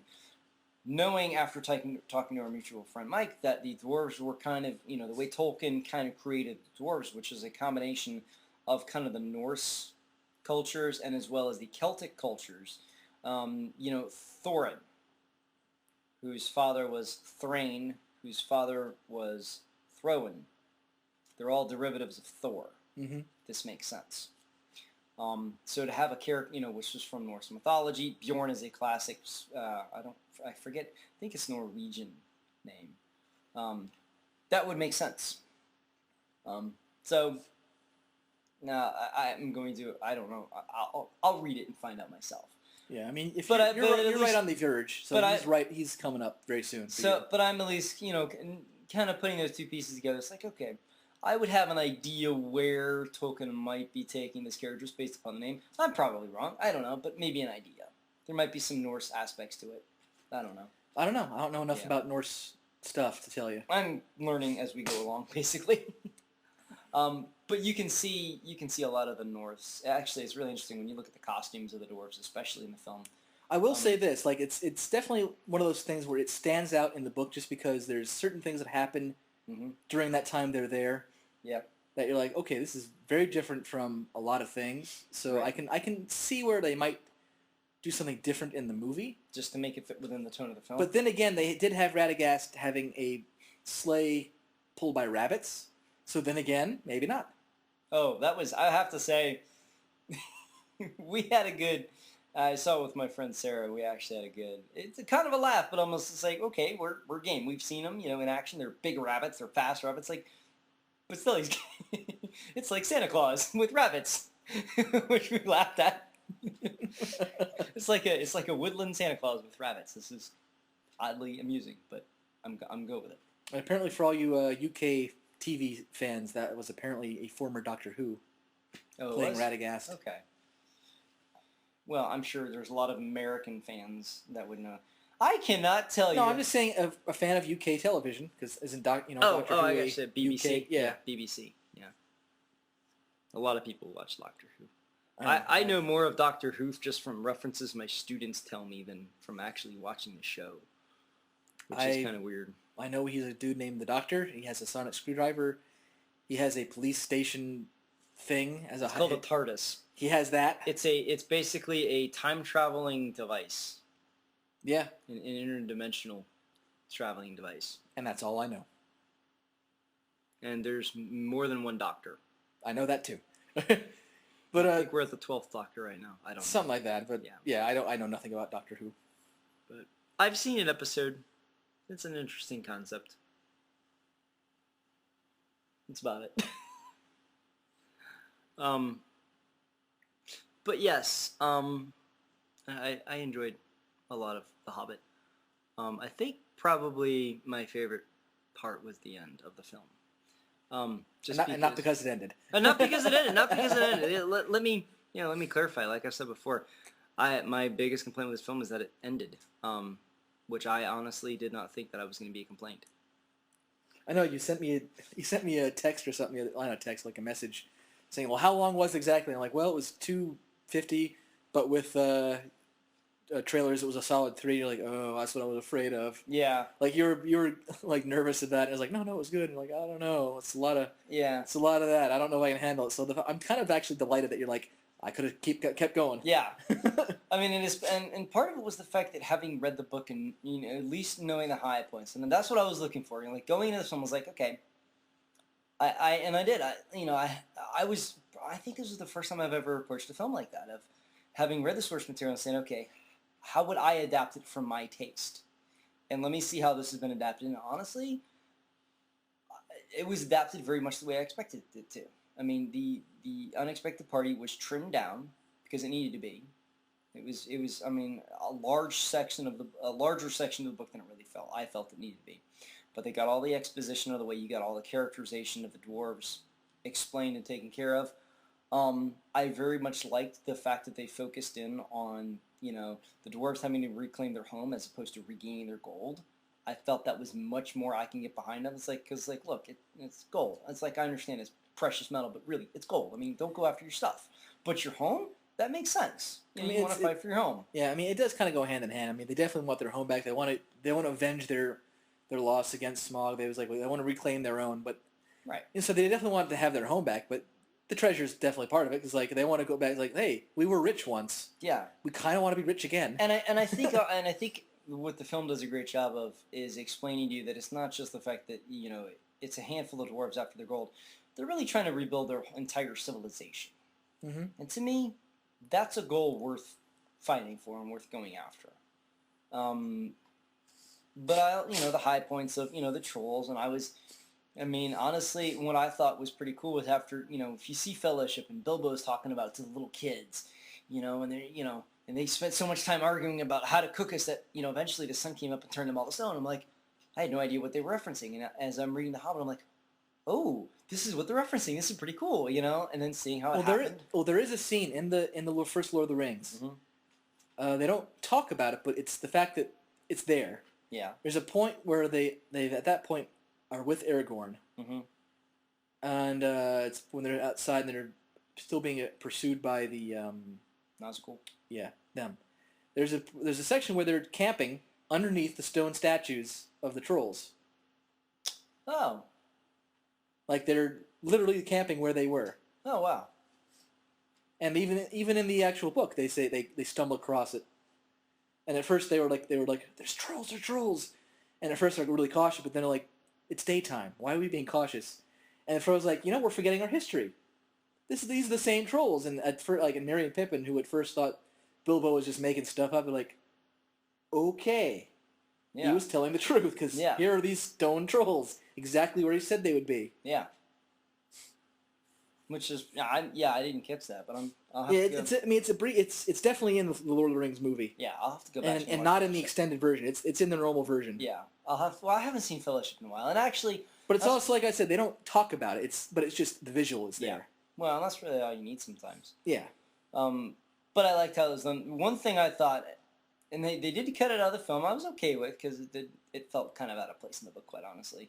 You got Bilbo and Gandalf and Doran and Norn and all these other these really cool sounding names. Dory, Nori, and Killian, Philly, and Glow and Owen and Bumper. And Bumper. Bombador. The fat one. Okay. Porkins. Essentially. I mean, he's the one that's like. Yeah, I'm sorry. Like one loaf at a time. One loaf. He eats like 3. Yeah, that's pretty funny. And then like when that Rivendell is like I guess Feely, he's got the sausage, and Bomber's on the stool. He's like, Bomber, and he throws it to him, and he catches it, and poof, the thing breaks. Yeah. I mean, they call him fat throughout the whole book. Yeah. But I just think it's funny. And I'm just like, Porkins. Yeah. But then you get to the trolls, and it's like Bob, William, and Todd, I think, or something like that. Bert. It's like, something like that. It's like, why are we? Honestly, I didn't like that in the book. I didn't like the trolls having these just normal everyday names, because it just felt out of place. Well, I think what he was trying to do is because, when you look at other people's names, where you have someone like Aragorn, Bilbo, right. Thorin. They sound big and important. They sound like it came from something high up. Right. Then he has some dude named, William. Yeah. Which is kind of okay, but then you got someone like Bert and the other dude. Yeah. I don't think it's Bob, but I think it's Todd. something along those lines, like the third dude. Yeah. Those are very short, simple, very plain, not all that high up sounding names. Yeah. So, which is what the trolls are supposed to be. They're supposed to be very dumb Right. and very uncouth. Right. So I think that's what he was trying to, is like, okay, if I'm going to have some uncouth characters who are talking to each other, I want them to have names. Yeah. Because, like, I don't want them to be like, hey, troll, hey, you, hey, oi. But also, like, pretty much how they talk to each other. But well, yeah, I mean, like in the book, like the language also, part of how they speak also connotates their status and like their level, like because everyone else talks very proper. Well, and that's honestly They don't. So I think that's Tolkien kind of making a little message. Well, yeah. Well, and quite honestly, as having written characters before, you can. I mean, to me, it's like I don't know. I felt like they needed troll sounding names, if that makes any sense. The normal everyday names, it kind of took me out of it. Felt out of place. Just because, the sensibility to the trolls, even in the book, it's what are they doing? What are they saying? The way the dialogue is written. But again, if they're going with things like, blimey, it's mutton. Well, exactly. And then, it's like things like, they kind of actually talk like Hagrid now to think about it. Well, yeah. With the, you're a wizard, Harry. Well, they have that basic Cockney accent to him. Yes. I mean, and let's face it, what is Cockney? Cockney is the lower slums of London. I mean, that's where the accent comes from. So it would make sense for them to have, if they're, the lower class creatures, that's how they would talk. Yeah, so that's, I guess, what Tolkien was going for. Yeah, and it would make sense, especially since he is from England, and, the Shire is based upon the English countryside and that sort of thing. It would certainly make sense. So I kind of, I was actually, one thing I was glad that they cut in the film was they just cut out the names, period. Because they didn't really, at least from what I recall, they didn't have names. Right? I don't remember them. I mean, I've only seen it once. Yeah, me too. That's what I'm saying. Like, I don't remember them having names, but you didn't need them. If they weren't there, it was fine. Yeah, I mean, and it got across what they needed to get across. Yeah. And there were some very humorous reactions from the audience when they were when the one when the one troll sneezed into the soup. And then the other was like, oh, we'll just added flavor. It's like, oh, flavor. Yeah. Like, oh, it's a floater. And they were like, oh. Man, a little more. Stop that. Stop that. There were just some, honestly, it's like, it was one of those things where, yeah, it's kind of that crude juvenile humor, but it's funny. But it's fun. And the thing is, it adds, like, I wouldn't call this a full out fun movie, but it was definitely had a lot of fun moments. No, this was a fun movie. That's, to me, it's like, I enjoyed this movie because it was fun. Yeah, it was definitely super enjoyable. And honestly, yeah, I'll go with fun. And that's kind of what I wouldn't say I didn't like it, but I didn't feel was there with Two Towers and Return of the King. Well, that was like, we got some serious stuff to get through. Yeah. And to me, one of the things I liked about Fellowship was a little bit more fun. This, what I really loved about it was just all full-on fun. Well, they had their good comedic moments that really hit home. Oh, yeah. And like the fact that, like, when, like, the Goblin King, it's like, oh, you think you get away with it that easily? He's like, slash, slap. Okay, that'll do. Yeah. Actually, and I have to say, and I feel much more comfortable talking about this now since I got it off my chest on the last one. The point where Thorin whacks the one goblin's head and he hits it and he touches it and just rolls off, it made me think of Hunter. I was like, Hunter would love that. Yeah, Hunter would have liked this movie. Well, Hunter would have liked, but certain ways that some of the guys were killed, Hunter would have loved, because that was his thing. Yeah, I can imagine he would bring that as like, yeah. Hey, you remember when that happened? Yeah, it was kind of awesome. Yeah, he's like what's his name? Chris Farley. Like he had that Chris Farley. Hey, you know when you were like when you were on Jurassic Park and you saw the dinosaur? That was awesome. Yeah. But it usually would only happen with the way certain characters were killed in the movies. Occasionally it'd be a humorous anecdote, but most of the time it was the way a character was killed. It's like, hey, remember that guy who got his head cut off? That was awesome. It was pretty cool. Yeah. Hunter would have definitely have liked this movie. For different reasons. Of course, it would have been the large body count, because I think this one probably had a larger body count than Fellowship. I don't know. So it's kind of tough. I mean, they had that opening battle, but this at least I like the way that the battles were handled.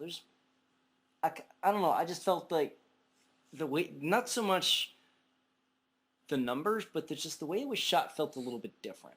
I mean, obviously it's the same director. Well, Similar it's different. I mean, it's cinematography, different contexts for it. Oh, yeah. Because, like, the battles. Yeah, I would have to say it's more than. Although they have similar things, like they have a similar situation in both this one and the first Lord of the Rings movie, where they have few numbers and they're in this, the den of the enemy. So it's not so much stand and fight. It's like, okay, we got to fight and keep moving. Yeah. So it's the similar sense of like it's fighting and the chase at the same time. Yeah. That's very true. So I mean, granted, those two things happen, but this one, they both have that cool element of okay, we're gonna make our ground, we're gonna show them we're a force reckon, but we need to get out of here. Yeah. Because there's kind of like 1 billion of them and 13 of us. Yeah. And we're missing Bilbo.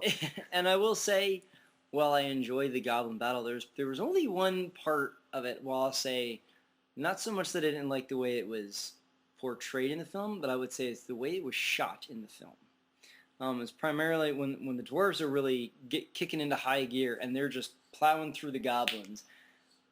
I mean, granted, they're dwarves. They're capable fighters, at least some of them. They're not all fighters, and I kind of felt like, I don't want to say they got through some stuff too easy, but it was just the way that it was shown felt like it was too fluid, primarily with the ladder. They have the ladder and they, put it on the guys' heads and they just kind of plow over it, and then it also becomes their bridge and they start walking across it. I would have liked it a little bit better if they kind of did some cross-cutting with some close-ups so you can see a little bit more of the intensity of it. Because I felt like, okay, we're watching all this happen, and it was almost like watching somebody play a video game. Like, it didn't feel like it was actually happening, like some of the way the other stuff was shown. That part kind of reminded me of bits and pieces of the Pirates of the Caribbean movies, actually. Yeah, it did. How it kind of has that, like, improvised, like, we're fighting, but we're also doing a lot of stuff while we're fighting. Yeah. Like, hopping from platform to platform. Yeah. Or just doing, like, stuff is happening while we're fighting, and we have to adapt while we're doing it. Yeah. Well, that's what I'm saying. I liked it. I liked the fact they were... Which they didn't do in the first Lord of the Rings movie. Yeah. It was more like, we're just barreling through. Yeah. So this one definitely had the differences. Oh, yeah. And that's why I say I want to clarify. I liked it. I just felt like it could have been shown a little differently because I felt like it was, primarily just, wide shots. If they had done a little bit of cross-cutting with some close-ups just to make it a little bit more intense, or at least if they feel a little bit more improvised as opposed to, it almost looked like it was planned out that way. Because it was a little too fluid. But, I mean, that's nitpicking. Yep. And that is one of those things where, when you see it once, you have certain things that like, because your brain starts to think and you're like, well, I like this part, but this part, maybe not so much. But then when you see it again, it might make more sense. Yeah. One thing that I will talk about a little bit is a true point of like, okay, this is definitely adaptation and expansion territory. Yes. And you've read this part, so you can back me up because how brief it is. Because you may not even remember it was there. The part where they're on the mountains. It's right before they go into the cave to sleep for the night. Oh yeah, there were no giants.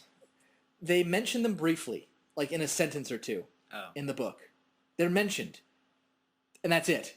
It's never talked about. It's never really expanded upon. It's just sort of like they're there, and we should get in the cave because we don't like it that they're there. Yeah. We never actually went into detail that they were literally knocking each other's heads off and throwing giant things at each other. Well, and they never were on them. So the fact that now I don't have a problem with that, by the way. Yeah. I'm not saying and it sucked because of this. Yeah. No, I'm saying, okay, here's a point where they obviously read the source material. Mm-hmm. Obviously, because how else would they be adapting this movie? Right. And they said, okay, well, here's this. They mentioned the stone giants. This sounds pretty cool. Yeah. Let's use this. Right. It's in the book. Let's use it. Let's just expand upon it. Yeah. And I gotta say, I like things where it's cool. Yeah, because seeing the giants actually be made of the rock and they come out of the mountains, like, well, that's really cool. And it really adds to the whole fantasy genre, which this is. It does, and that's part of the reason I like this more so than Lord of the Rings, because I never really felt like Lord of the Rings movies were fantasy. There was so much human element to them. It's like, yes, you get the humans and you get the orcs and you got a couple hobbits, and that's about it. I think what they were trying. I think their main goal with the Lord of the Rings was like, okay, this is a seminal, serious work. Yes. So we got to make seminal, serious movies. Which I have no problem with. With The Hobbit, it's sort of like, okay, The Hobbit is lighter toned and has all these fantastical elements to it. Let's keep it. Yeah. Let's go with that route. But still have it lead into the next one. Yeah. But I think for me, it's like that's what I like about movies. I like a fantasy element. That's what I liked about. I mean, when I talked about Captain America movie, one of the aspects I liked about it is because it has a clear fantasy element to it. It doesn't bog the film down, but it adds to it, and that's what the fantasy element does with The Hobbit. It adds to it, and that's part of the reason I enjoy it, because you see hobbits, you see dwarves, you see elves, you see goblins. I think my only problem with the goblins was the fact that they weren't green, because I've just been dying to see some green goblins for some reason. It's mostly because of Warcraft, because in Warcraft they have, And Spider-Man. Yeah. For me, anyway. Actually, this has nothing to do. It's really just because in Warcraft and in other fantasy elements, I've seen the goblins being portrayed as small, kind of skinny, with a long pointy ears and green. That's just how I've seen them depicted. I'm not saying you have to depict it that way. I would just like to see it depicted that way. Because I kind of feel like if you have a green-skinned creature that's humanoid, I think it adds to that fantasy element. Same with orcs. I'd love to see green orcs, because they're not really green.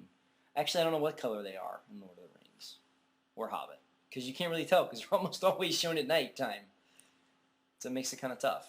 Yeah, I think they're darker colored. Okay, that's what I thought. It's just hard to tell, because, like I said, they're shot almost always at nighttime. That's why when they said the white orc, I'm like, I don't know what color they are, so they could all be white and I wouldn't know. But still, lots of fantasy elements that just really add to the flavor of this film. I'm trying to think. And the way that they shot Gollum in the Riddles in the Dark section was great, because obviously people like us who have seen the Lord of the Rings films, we know who Gollum is. Mm-hmm. They couldn't possibly have made him creepier, but they did. They really found a way to shoot him, and was like, okay, I'm legitimately scared of this guy. I'm glad I'm watching this in a film and not actually encountering this character. Because I felt that because even my mom said, she's like, I don't like Gollum. He's creepy. I'm like, okay, that's good, because you're not supposed to like Gollum. Yeah, right. But I was kind of worried, actually. I was reading the book, because I'm like, actually what I would do is I would read it aloud in the Gollum voice, because I just couldn't think of it any other way. It's kind of like when you're reading a Batman comic and you hear Kevin Conroy's voice. Like, I'm sorry, or Mark Hamill's Joker voice. You can't not hear those voices. That's one of the things. Actually, it was funny, because when I was reading the book, I would hear Ian McKellen's Gandalf voice, Andy Serkis's Gollum voice, and it's like, okay, this is kind of good, but kind of, especially with the Riddles in the Dark chapter, because it's like, I want to be able to take this fresh. This is the first time we're encountering Gollum.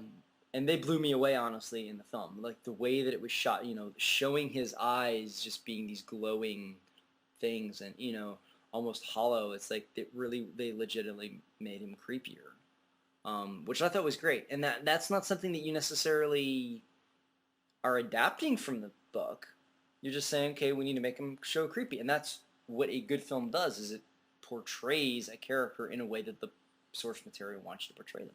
Yeah, I mean, honestly, that was the Gollum scene was a highlight in the play that I saw. Mm-hmm. That was done really well, and honestly, I take a moment to talk about that a little bit, since you've now seen an animated version of that scene, a stage version of that scene, and a film version of that scene.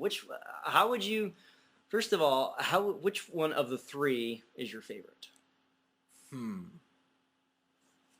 gonna put you on the spot here. You did.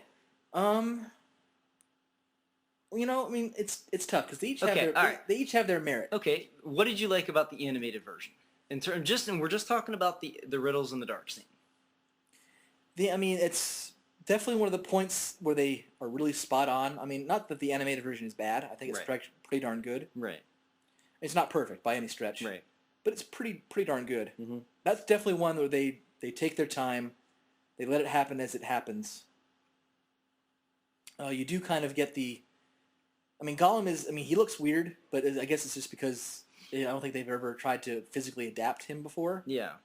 So, like, when you look at the animated version, you're like, that's a weird-looking thing to be Gollum.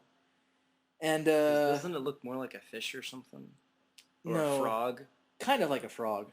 That's because I do remember, I know that I had to have seen the animated version when I was a kid because I do remember like a few images or like vague ideas, but I don't remember actually anything. But I remember like some sort of frog-like thing. I mean, he's definitely creepy enough. I mean, it's one of those things like it's tough to put my finger on exactly why I like it. I mean, part of it is like because I saw that first. Yeah. I grew up with it. Right. And it's effective for what it is. Right. And I mean, for that point, it was really well done. For the stage play, I really liked they added in some jokes that were really funny. Okay. That really just hit really home. Like what?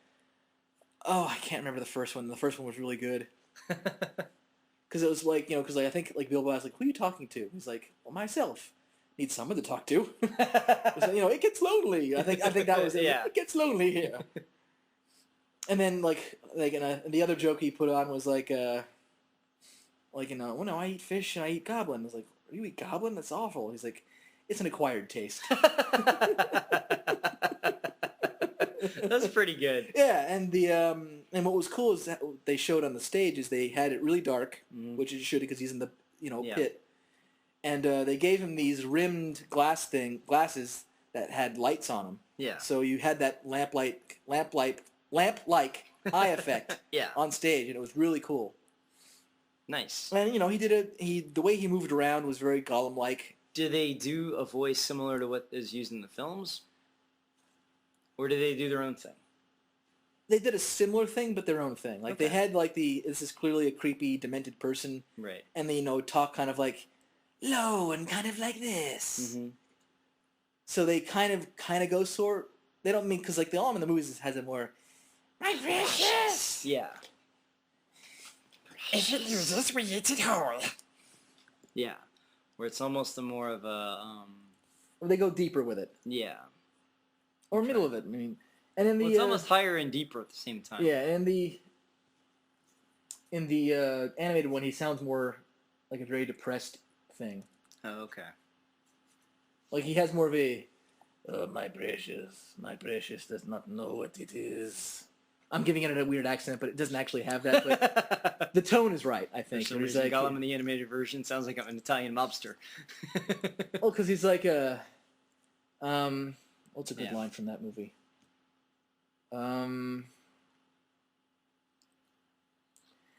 If it asks and does not answer, we eat it. Yeah. And I'm not doing it exact justice, but it's close to that. Okay.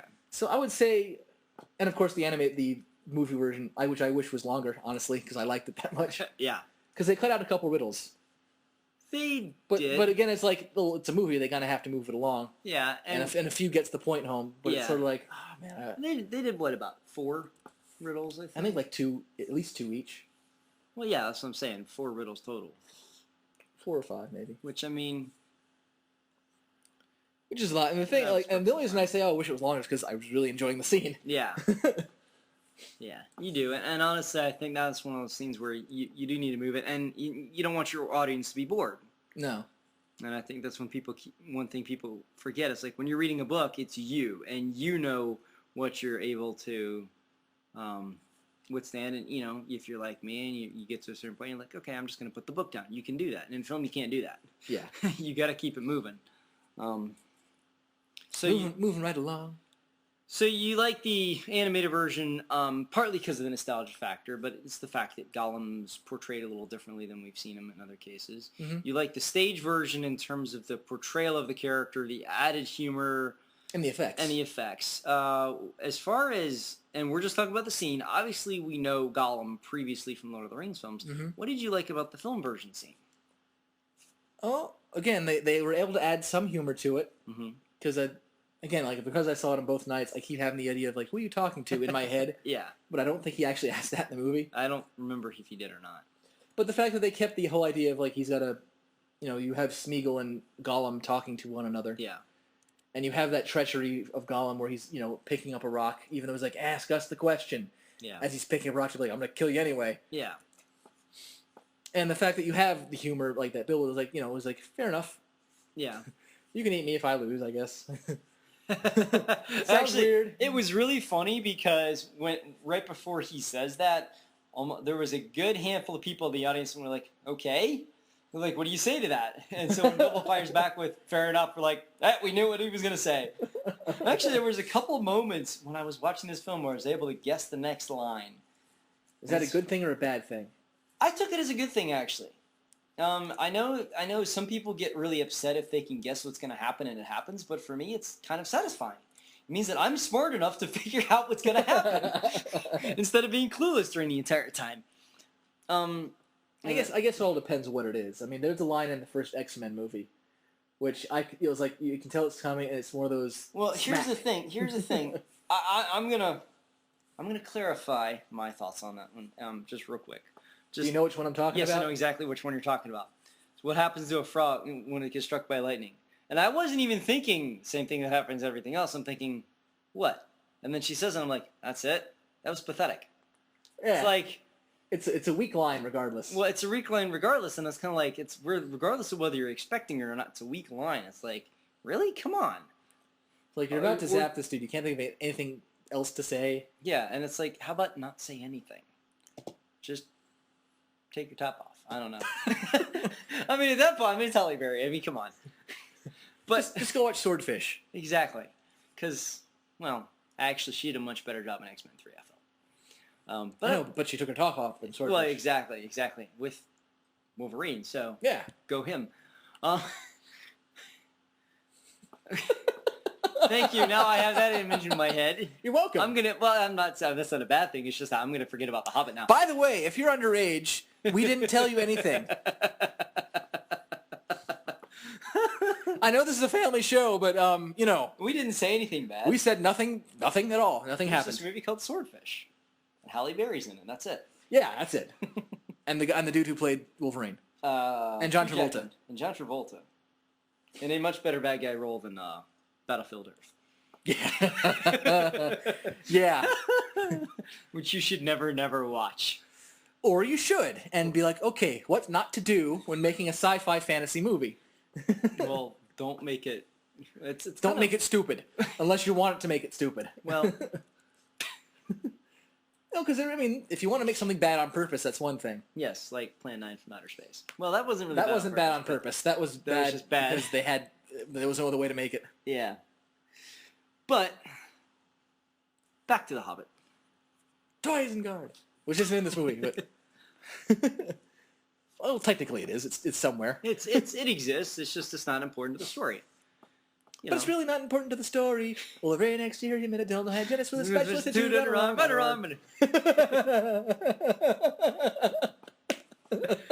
What's the next part? Oh, I'm sorry. I'm getting stupid. And he got himself a job on a tater tot farm. Something with a split model of the Earth. Of the Earth. And he really makes him a fine jelly bean and pickle sandwich. For what it's worth. Then one day I was in the forest trying to get a tan when he heard the torture screaming of a funny little man. He was caught in a bear trap and now set him free, and died in rescue as grateful as could be. So he got himself a job on Fury. And he turns out he's a big shot producer on TV, so he gives Al a contract. And what do you know? His house guy is very weird. Al This has nothing to do with The Hobbit. But you know who does have something to do with The Hobbit? I'm glad we're singing this. Yes. Because song made you remember. Okay. Leonard Nimoy sings the Hobbit song. Yes, he does. And I showed my students that in drama one day. And they were like, we love this exists? Song. No, they didn't even know what the Hobbit was. But they really liked the song. And the nice thing is, it's pretty accurate. Now, granted, you have to keep in mind, a lot of my drama students are elementary school kids. Yeah. So they were eating it up. But at the same time, I had one student who's an 8th grader, and he's like, Mr. Puetz, why are they doing this weird dancing? I was like, I don't know why. Because it's the 70s. I have no idea why. It is honestly, it is those weird. Kids they made me play it again. They could not get enough of the song. I was like, go Leonard Nimoy on The Hobbit. Do yourself a favor. If for not look at the video. It's called Bilbo Baggins, I believe. The Ballad of Bilbo Baggins, it's called. Or you could I think you can type in Leonard Nimoy Bilbo Baggins. I'm totally going to add this song to this podcast, by the way. Yes, you have to. In fact, we could probably add enough music to this podcast. It's just as long as the podcast itself. We won't, but we've got at least a handful of songs. And it's one of those things where it's so cheesy sounding, but it's it's kind of catchy. But it's catchy. It's accurate. And it's accurate, but also it's actually a decent sounding song. Minus the video. If you're not watching it, if you're just listening to it, it's a nice sounding song. Bilbo Baggins, bravest little hobbit of them all. Well, he fought with the goblins. He battled the troll. He riddled with Gollum. A magic ring he stole. He was chased by wolves, lost in the forest, escaped in a barrel from the Elf King's Hall. Bilbo Baggins, bravest little hobbit of them all. I'll give you this. You're not spoiling that because they have a Lego set based on that. I saw that, actually, when I was looking for your present. And get some cool ones out. Actually, what was it? No, I lost my train of thought now. Oh. Again, it's one of those things like I'm trying not to spoil things for people, especially him because he hasn't read it, but it's like it's out on Ethos because it's 70 years old and they're making Lego sets apparently about stuff that hasn't happened yet. Yes. Well, honestly, part of that is because when Lego gets the license, they'll go through and they'll have designs for certain scenes. They'll know, and Peter Jackson did with The Hobbit like he did with Lord of the Rings. He shot them all at the same time. Yeah. Obviously, I think for a production like that, he'd have to, and it's a smart thing. It is, and it's mostly because, and actually has to go back to actor schedules. You know, it's Ian McKellen as Gandalf. Well, it makes more sense to shoot all of Ian's scenes together, even if they're all in 3 different films, as opposed to make the man come back, you know, for 1 or 2 scenes every couple years. Yeah. If he can knock it out in a month.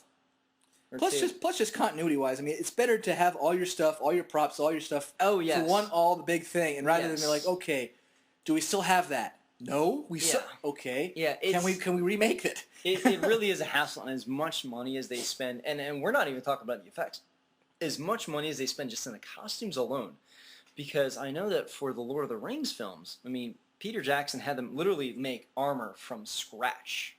I mean, they went through, like, everything that was made the way it would have been made in Middle Earth. I mean, this is in-depth detail.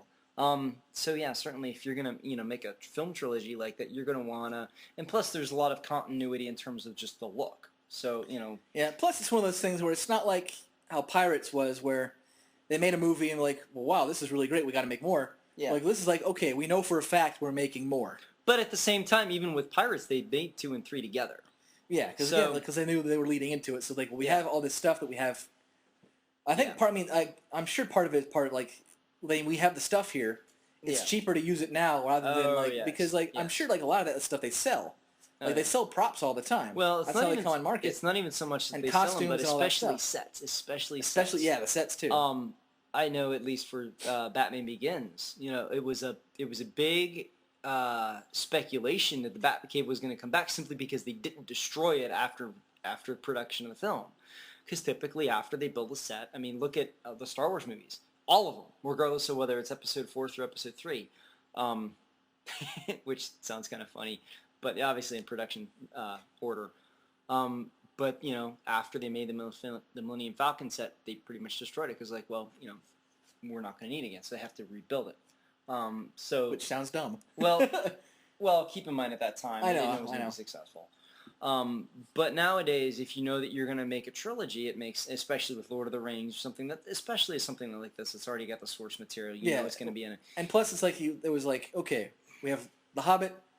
It was Peter Jackson. We were going to be funding this, so obviously you got to do what you got to do. Yeah. So the money will be there, and you're going to make it back. Right, and especially since they already had the pre-established franchise with Lord of the Rings films, they know that there's enough built-in fan base, people are going to come out and see it. And in fact, they did. And I don't really know the numbers, but The Hobbit is, kept Jack Reacher and pretty much every other movie from being the number 1 spot. Yeah, I mean, as we say right now, it's still number 1. Yeah. I mean, it could change by the time this podcast is released, but as it stands, it's number 1. Just because I don't think there's any new movies coming out for a while. I mean, nothing that people are going to be like, we got to go out and see it right now. Yeah, because and that's one of the reasons why these films have done so well is because they've been released at the holiday season, which people are off, and that's we talk a lot about the big blockbusters over the summers, but one of the other peak seasons for films is the holiday season in November and December. Skyfall did amazing business, has actually just crossed the $1 billion mark. Because it was okay. I loved it. I know. I mean, I was definitely the better of the Daniel Craig Bond films. I mean, it was one of my favorite Bond films. But that's also I'm not trying to undersell it. I'm like, oh, it was just okay. I was like, oh, I enjoyed it. Yeah, but also you're not as much of a Bond fan as me. Yeah, I keep thinking I am, but I'm not, apparently. And it's just because, I mean, yeah, because there were certain things like, spoilers, I was able to guess, that Eve was Moneypenny before she said it. I kind of did too. But it was more like, hey, it'd be really cool if it came out that she was Moneypenny. Did she's like, yes, I totally called it. Honestly, this next, I know we're getting off topic. We do. I feel that this Bond movie was sort of like the passing, like the changing of the guard. Oh, it is. Sort of thing. It was. There's a new spoiler, major spoiler. Well, huge spoiler. Here's the weird part. They changed it, They changed it, but it also works as a prequel to Doctor No, like in a weird way, because you have a male M. That's the thing, is when Judi Dench came in as M in GoldenEye, that was the first time. I mean, they make a reference to it in the film, of where what's his guy's name? Some British guy. No, it's the Russian dude that Bond goes in GoldenEye. That Bond goes to get them the thing from. Oh, the mobster guy. Yeah, what's his name? It's not Pushkin. Pushkin? It's Mishkin. Mishkin, sorry. I remember that because of the video game, because I used to play him because his name was funny. I know who you're talking about. Zukovsky. Yeah, that guy. Yes. Dmitry Zukovsky. The guy with the limp. He's like, you gave me this limp. Who was also, the actor was the same actor who played Hagrid. Okay. Robbie Coltrane, that's his name. Not as mind-blowing as the fact that, like, the dude who was Indiana Jones' sidekick ended up being Gimli. Yes. That was more mind-blowing because, like, really? Yeah. Looks nothing like him. That was pretty I mean, cool. granted, he has a huge beard, but still. That's the magic of film. I mean, Peter Jackson was going to take the... I mean, he's a large dude. Shrink him down. Without using CGI. Yeah, I mean, this... But... That's a whole other thing. Yeah. I mean, really. I mean, they have a really good article on somewhere, I think it's Cracked. They had, like, the amazing detail. Now, I do know that in, if you have the extended versions of any of the Lord of the Rings films, if you look at the behind-the-scenes features, they go into full detail about their effects, and it's a lot of what's called forced projection, where they talk about, correct me if I'm wrong here, but, like, a good example is when you have Frodo sitting down at the table with Gandalf. Yeah, that's a good one. They have, it's two separate tables. Well, it has lots to do with, foreground and background. And Frodo's table is behind Gandalf's table, but it's the way it's set up, it's framed so that everything is level, and Frodo is smaller. Yes. I mean, it's all about perspective, like how the perspective of what's on film and what's in front of the camera. So you can fool it. I mean, if you want a good lesson on perspective, forced or otherwise, and framing. I mean, one of the classic movies just to watch is Citizen Kane. They do it all the time. I've never seen that. It's good. But I've heard it is. I mean, it must be, otherwise they wouldn't reference it or parody it in Animaniacs. And Tiny Toons. Yeah, that's what it was. I'm sorry. I was thinking Tiny Toons. It said Animaniacs. Because I remember Acme! Yeah, that's Tiny Toons. But... I've seen most of it. I think I saw like almost all of it. Okay. And it was because we were watching it in film class, and like, you can see the rest. I'm like, I know, I never did. It's like, how about we just finish it now? Because it's one of those things like, there's no surprise. I know what it is. Yeah. Because it's popular culture. It's why like the whole, even if unless you make sure your kid never ever hears a thing about Star Wars, most kids know who Vader is Luke's kid. Yeah. Father. Yeah, and that's the amazing thing is people want to save it for their, save Empire, till, or before they see the prequels, like, but most kids know just because it's so part of the pulp culture. And that happened with the film. And quite honestly, I think some of it has happened with Lord of the Rings because, you've got the first trilogy, now you've got the Hobbit. People are going to be more aware of these characters and their stories. Well, for some, it's probably more of a reintroduction. Oh, yeah. For some, it's a reintroduction, but for some, I mean, but at the same time, you have people like me who are not going to go straight through a book. They're going to get something from a film. Mm-hmm. And I've said this before, very rarely am I really turned on to something from a book.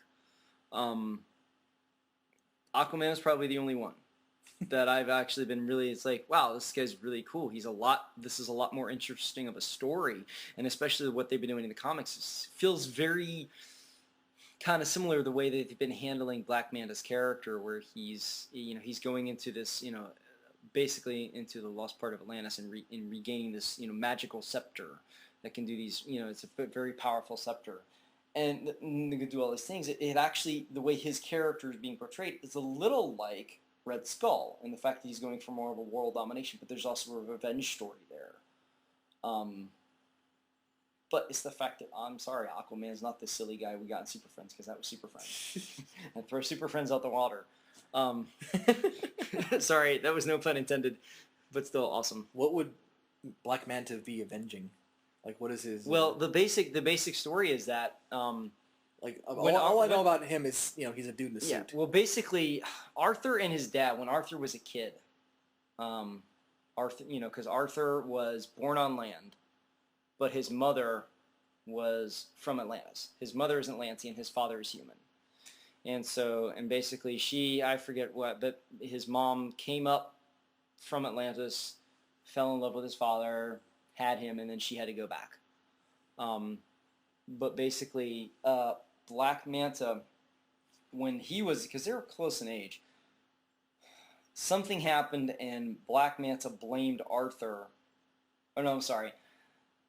Something happened and Arthur thought that Black Manta, before he was Black Manta, killed his father. His father died in a boating accident, but he thought it was Black Manta.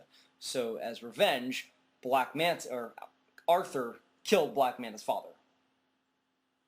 And so now it's, okay, I'm going to get revenge on you for killing my father because I didn't do anything to you. You thought I did something to me, but instead I didn't, and you took my father, so you know what? It's on. And it's just, and the Black Manta character is actually a lot more interesting of an adversary than I thought. It's weird that, this is a dude who killed some other dude's father, and yes. He's the hero. Yes. Well, and that is the weird part. It's because, and that's where the character gets a little more interesting, because he's not quite the hero yet. Plus, he's also, Aquaman fights a lot more creatures and deals with a lot more things that are trying to, like, a good example of the first story arc they did in the newer comics was this race called the Trench, and they were basically these fish people that were, they were like a piranha. And so they were coming and they were just destroying people on land. Well, if you're trying to take care of a force of nature, you generally want to kill it. Yeah. Especially if it's animalistic and not human. And they handle it better. And honestly, it's, the current run of Aquaman right now, it's like I've been so engrossed in it because of the fact that it's, and then what it really has amazed me is the fact that I'm able to really enjoy the story and the characters. Part of it's the artwork. I think if it wasn't a comic book, I probably wouldn't gravitate towards it as much if it was a novel, because the artwork in Aquaman, which I believe is Jim Lee. I know Jeff Johns is writing, and he's famed for his run with Green Lantern. Did a lot to bring in the Green Lantern mythology that people really enjoy. And what he's doing with Aquaman has just been really good. And something that I'm able to really get excited about and look forward to the next issue. I never thought I'd be saying that about Aquaman. And based upon the expression on your face, like, wow, I never thought Aquaman would sound this interesting. Well, it's one of those things where, like, when every other thing that had Aquaman in it was crap. Oh yes. Oh yes. It's sort of like, I'm having a tough time believing you. I'm not believing you. Yes. I believe you. Yes. But I'm having a hard time anyway. Right. But it's also because, the depictions of Aquaman that we are familiar with are from Super Friends. Or they're from... And that awful game. Yes. Yes. Which I may or may not have shown you. Yeah, I don't know. But I'm sure it's an awful game. But, It's like Superman 64 underwater. It's that bad. Oh, dear God. I'm sorry. Yeah, it's that bad. Yeah, I'm sorry. I'm just sorry. I can't even begin to describe how sorry I am. But actually, there's two graphic novels I'd like to get from Aquaman that were previous, I think, written back in the 70s or 80s. One of them actually deals with the story of an older Aquaman, where he's actually reclaimed his throne of Atlantis, is married, and Aquaman does actually have a wife, Mera. And she's just as powerful, if not, she's pretty cool too.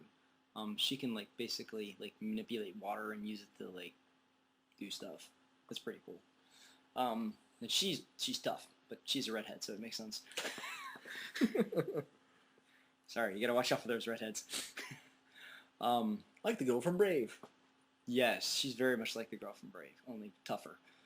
And she will kill you just as much as the next person if you get on her bad side. No, but there's a story. I will kill you so hard you will die to death. Exactly. I'm only vaguely familiar with the basic idea of the story in that it's Aquaman basically gives up his own arm to save his son. And so he ends up with a hook for arm. Just the idea of Aquaman with a hook for a hand. And it's a really cool looking hook too. It's not like a, silly pirate hook. Yeah, I know what it looks like. Pretty cool hook. It's almost a harpoon looking thing. I've seen that image before. And honestly, and I gotta say, part of my enjoyment of Aquaman has been from Batman the Brave and the Bold, because John DiMaggio does such a great job of making him over the top and lovable. And it's one of those things where you go into that show kind of saying, okay, this is going to be silly, it's going to be a kid show, but it's entertaining. And what they do with Aquaman is just, you can't help but enjoy it. You're going to laugh. It's funny. But they don't disrespect it at the same, for all those characters. They make it fun, they make it funny, but they don't disrespect it. And to kind of see both spectrums where I can see, okay, the tough, hardcore, awesome Aquaman, and then go to, not silly, but lighter tone, more fun, over-the-top Aquaman. It's somehow it still fits. I do hope that, just like with every other DC character that's not Batman and Superman, because let's face it, those are Green Lantern got a film. He probably never will get one again. Well, I hope he does, because I hope that fans, really, I hope that the movie studios will learn to better market the film. I really do feel like, and also place their film. It was a saturated summer, and they didn't market it for what it was. Yeah, we've talked about that. Yeah, that at length. I'm just going to leave it at that. Hopefully they will learn that lesson and say, okay, let's not put it out in a saturated summer, and let's market it for what it is. And hopefully people respond. The nice thing about Green Lantern is you have more than one Green Lantern character to choose from. Oh, yeah. So you can pick another one, and if Ryan Reynolds wants to come back, I say let the man do it. He's a great Hal Jordan. If he doesn't want to do it, or if you want to go with a different character, okay, pick a different character. Pick another one. There's more than one different actor. There's more than one. There's more than one human Green Lantern. Exactly. In fact, they just added a new one in the New 52. Get the John something. John Stewart. I think he's a great one. I was actually really hoping that just for the diversity. Yeah, get him. But he's also a military guy, and that would a couple things, give him some diversity. We get a completely different character from Hal Jordan. Mm-hmm. And there's tons of great actors out there who could do it. But to see another Green Lantern film that does well at the box office, and then fans can agree on. I think the division of fans, because I think you and I and Sean from Modern Myth Media are the only few that actually like the film. That's okay. I've got no problem. It's the way I look at it is, if I like a film, I don't care if you don't like it. I like the film. If I'm entertained for, an hour or so, I'm not going to complain. It's not your fault you weren't. Or, it's not my fault you weren't. Granted, I could sit through something and be like, wow, it was stupid. Yeah. Like ankle biters. Now, you see, that was well worth the what, $3, $4 you paid for it? Well, you said it was worth the $4 just for the I know, it was worth it just for the text on the back, because this is so awful, it's awful. It's awesome. Yeah. And it was. It really was. And it was so awful it was almost awesome. Yeah. If they had at least used the single teeth as opposed to the cheap $1 ones, that would have been a little better. Yeah, it was only a little bit. I'm not saying it would have been completely better, but it would have been a little bit better. Oh, that's a movie that next time you're back. By the way, this is again not long distance Matt. Yes, he's actually here, Matt. But we've been talking for I don't know how long, and if you haven't figured out by now, well, you should a little over get your head checked. A little over 2 hours, so almost as long as the film itself. Yeah. That we'll eventually get back to. Maybe we should do a commentary track at some point for a film, just to see how long that goes, how that works. I don't know. What we should? I was going to say, what recording it is a whole different thing, but we should do is you, me, probably maybe William, Phil if we can get him, and maybe even Mike. Yeah. We should all sit down and watch Ankle Biters and just have a grand old time. MST. Yeah. 3K it. That would be fun, actually. I would enjoy that. You know, and just rip on it the whole way through. Because Yeah. it's, I mean, if you've never seen it, which most of you have never seen it or heard of it. We've never even heard of it until we randomly found it in one of these. I don't know the store, but it's one of those video stores where they carry all sorts of obscure things. I think it was an FYE. Yeah, that's what it was. And probably someone was like, here, I found this. Because it's basically one of those places where they buy and sell. Yeah. So if you bring something in, they're like, well, we'll give you $1 for it, I guess. Yeah. So that's probably what happened. Because this looked like someone's student film. Yeah. And it's a 100% total Blade ripoff, except it's, you know what, I'm not even going to spoil it beyond that. It's a Blade ripoff. It's called Ankle Biters. Look it up. Yep. Because honestly, it's awful, but it's a kind of awful that you kind of want to watch just to be like, wow. Yes. But here's the interesting thing that actually ties Ankle Biters to The Hobbit. Okay. It's You have because- my attention. Because Ankle Biters has dwarf vampires, and Hobbit has dwarves. And there's a special sword they use in Ankle Biters, and there's a special sword they use in Hobbit. And there's some special swords in The Hobbit. Now, speaking of special swords, they talk about Glamdring and the other one. I can't remember the other one's name. Glamdring is the goblin cleaver, right? I think so. Or is it the other one? The other one's the faux hammer. Well, that's not Glamdring, then. Glamdring is Gandalf's weapon. Okay, never mind. That's not that one. It's the one Thorin has. Yeah, the one Thorin Goblin has. Cleaver. Goblin Cleaver. I mean, they're hard names. Yeah. for me. But I do think it's interesting because Bilbo gets Sting, but it's not called Sting yet. So I'm curious, and you can answer this with a yes or no. Do they explain in the book, in the future, how it gets its name? Yes. Okay. You're not terribly far from when that happens. Okay. And we're just going to leave it at that because I'm excited to see. This is the first time I've actually been excited to see what happens in a book. You have no idea. This is almost like the second coming. I'm excited for this. I'm excited because I can get through 100. I could do this. I can do 100 pages and then watch a movie. I like this. That's your reward. I got through 100 pages. One movie. Exactly. And so it's like, and I can easily get through the next 100 pages by the time the next one comes out next year. Well, what I should say, I'll tell you this. Mm-hmm. Get through the next 100 pages and then hunt down the animated version. Okay. I think I will do that. Because the animated version, since we're talking about it, I may as well talk about that for a little bit. Yeah. I I think we've kind of said, okay, we're kind of talking about the movie, but we're really going to rope in all Hobbit stuff. The movie starts off pretty much the same place. Well, it's not going to start off the same place in the movie because the movie started off with old Bilbo. Yeah. So it's going to start off the same. It starts off where the book starts off. But they don't have like the knock on the door thing. Gandalf kind of shows up and and I have dwarves with me because again this is the ultra abridged version. Oh yeah! Wow, that's really fast.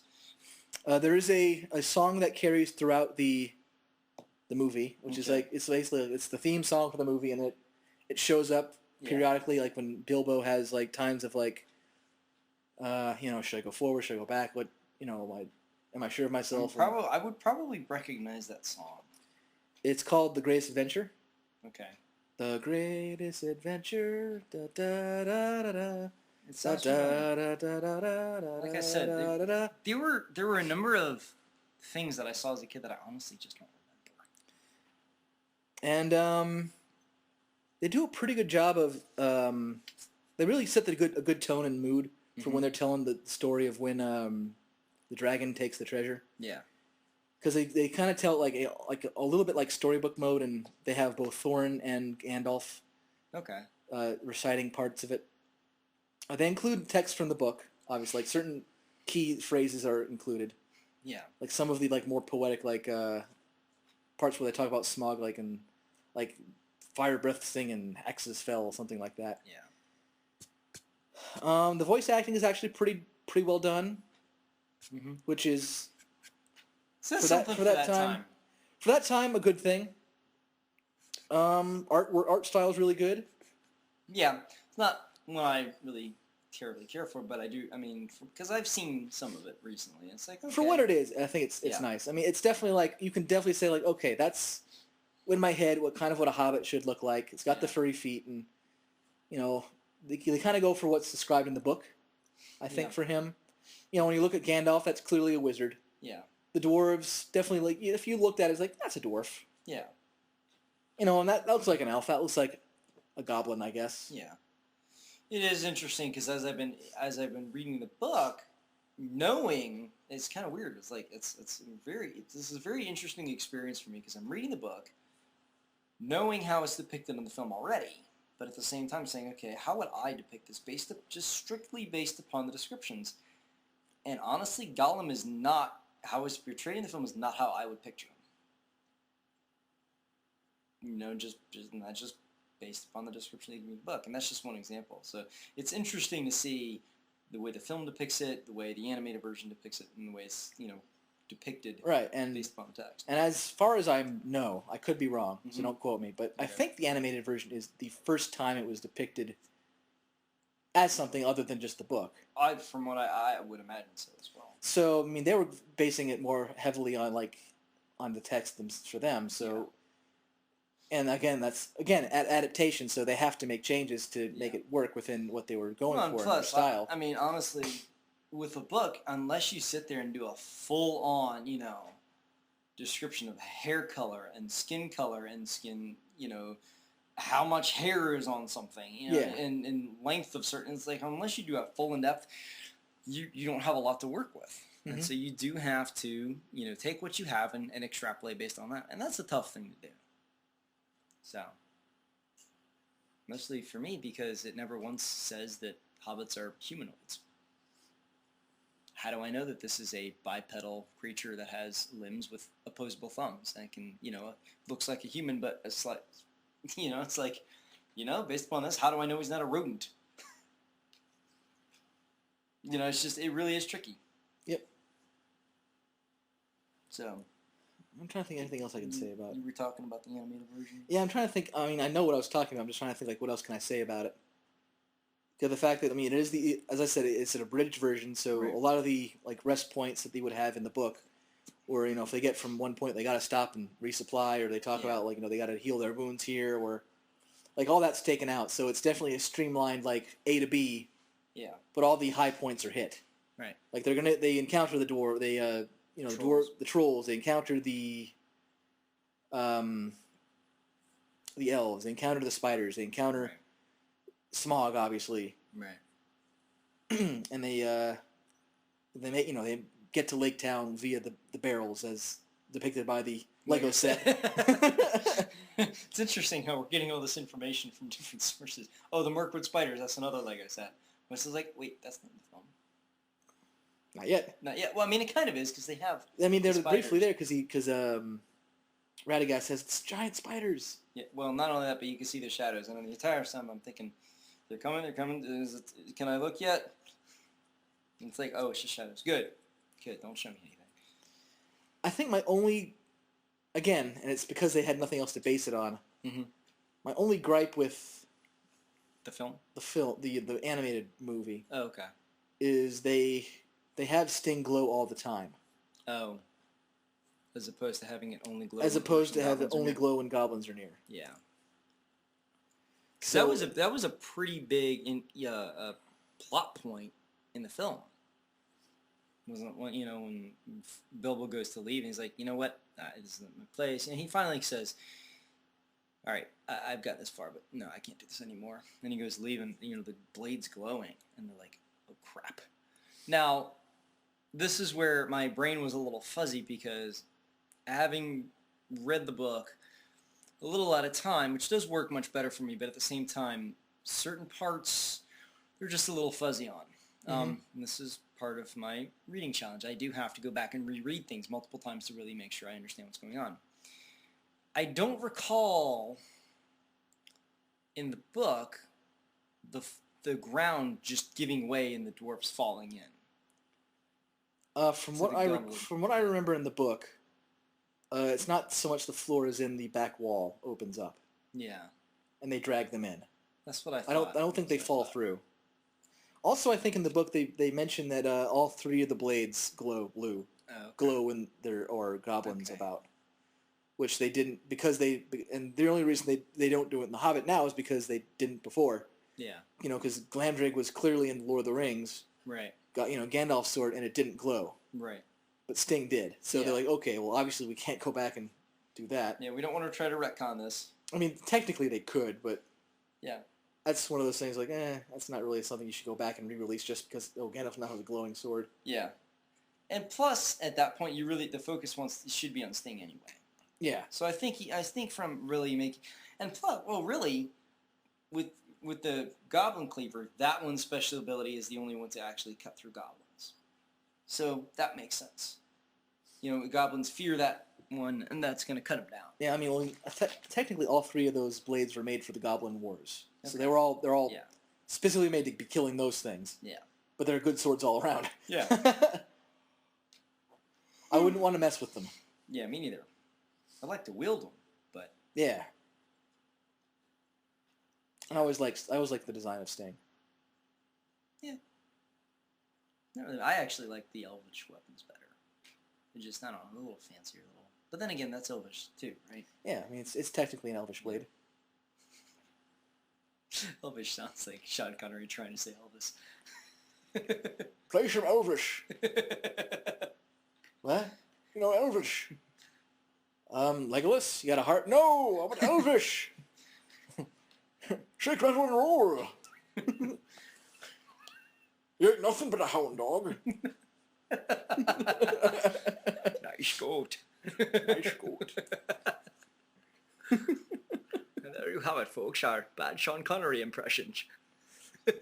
Can't go an episode without it. Really, it's like you can't go an episode without bad impressions. No, and now another episode of Bad Impressions with Andrew and Matt.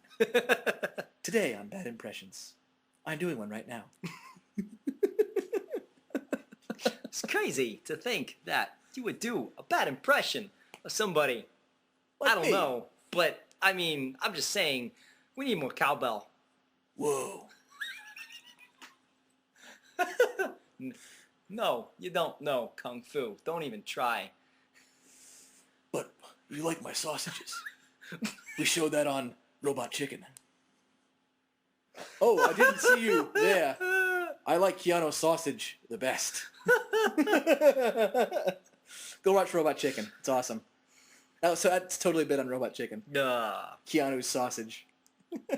Naratuma. Why? He's not a hobbit. Get on the chopper. Arnold Schwarzenegger in The Hobbit would have been... I don't know if I could handle that. Maybe if he didn't speak. That would probably be the only way it would work. Well, what I'm saying is, like, if he was a background character. Like, if he was at work. The thing is, it would still totally take you out of it. Not necessarily. What they did enough makeup, like, if it was one of those things where you didn't know he was in it, but he knew he was in it, I think I could do it. Because if you had enough makeup on him where you couldn't tell it was his face, you can't tell it's his body. I know, but and still. even though the man's, I think, 60, he's actually still in pretty good shape. He's got a new movie coming out soon. Yeah. Yeah, he does. He's no longer the Governor. I know. He's like, well, back to movies. Well, quite honestly, what else is he going to do? He's got to make money somehow. I mean, he's probably got enough to not do anything at this point. You would think that, but what really happens is they buy houses they really can't afford with. And they get divorces. Yeah.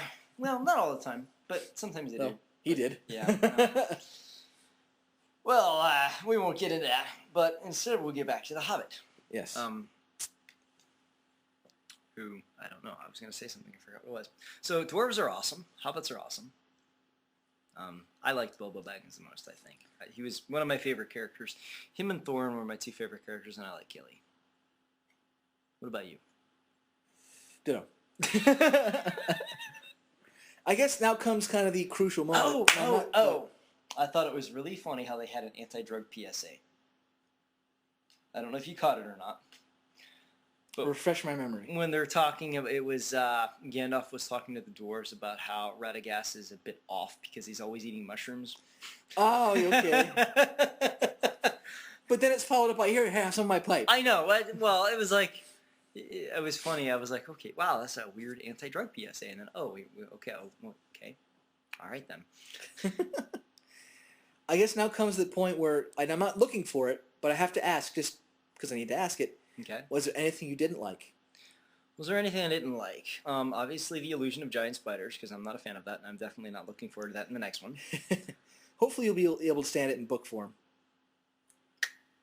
Maybe. We'll see. I'm trying to think. I mean, but the nice thing is to not spoil anything. It's nice. It's a good turning point for Bilbo. I'm sure it is. That's actually honestly what I'm expecting. Because I honestly think it's because I can relate to Bilbo, which I never thought I'd hear those words come out of my mouth. Just because the name Bilbo sounds funny. Brainless little hobbit of them all. But it is one of those things like, wow, I can really see a lot of that idea of I have a comfortable life and I don't want to go off and do these things. But when you're forced to take that role, you find yourself, and what Bilbo really does is he honestly, the first part of the trip when he's sneezing, he's like, I don't have my handkerchief, we need to go back home. And they just, when the guy rips off part of his underwear and throws it back. At least I think it was underwear. I don't know. I thought it was a pocket lining. Well, regardless of what it looked wet and smelly. Which is not something I would really want to put near my nose. Yeah. Well, I think we can all, that's part of the charm, is like we can all kind of find something in Bilbo we can relate to. Yeah. I'm looking forward to seeing this character grow. The I didn't really get to finish my point from earlier. The reason that I enjoyed the ending of this film is not because it was the ending of the film, but because you got a complete closure with Bilbo and Thorin. When Bilbo says, you're right. I do talk about Bag End.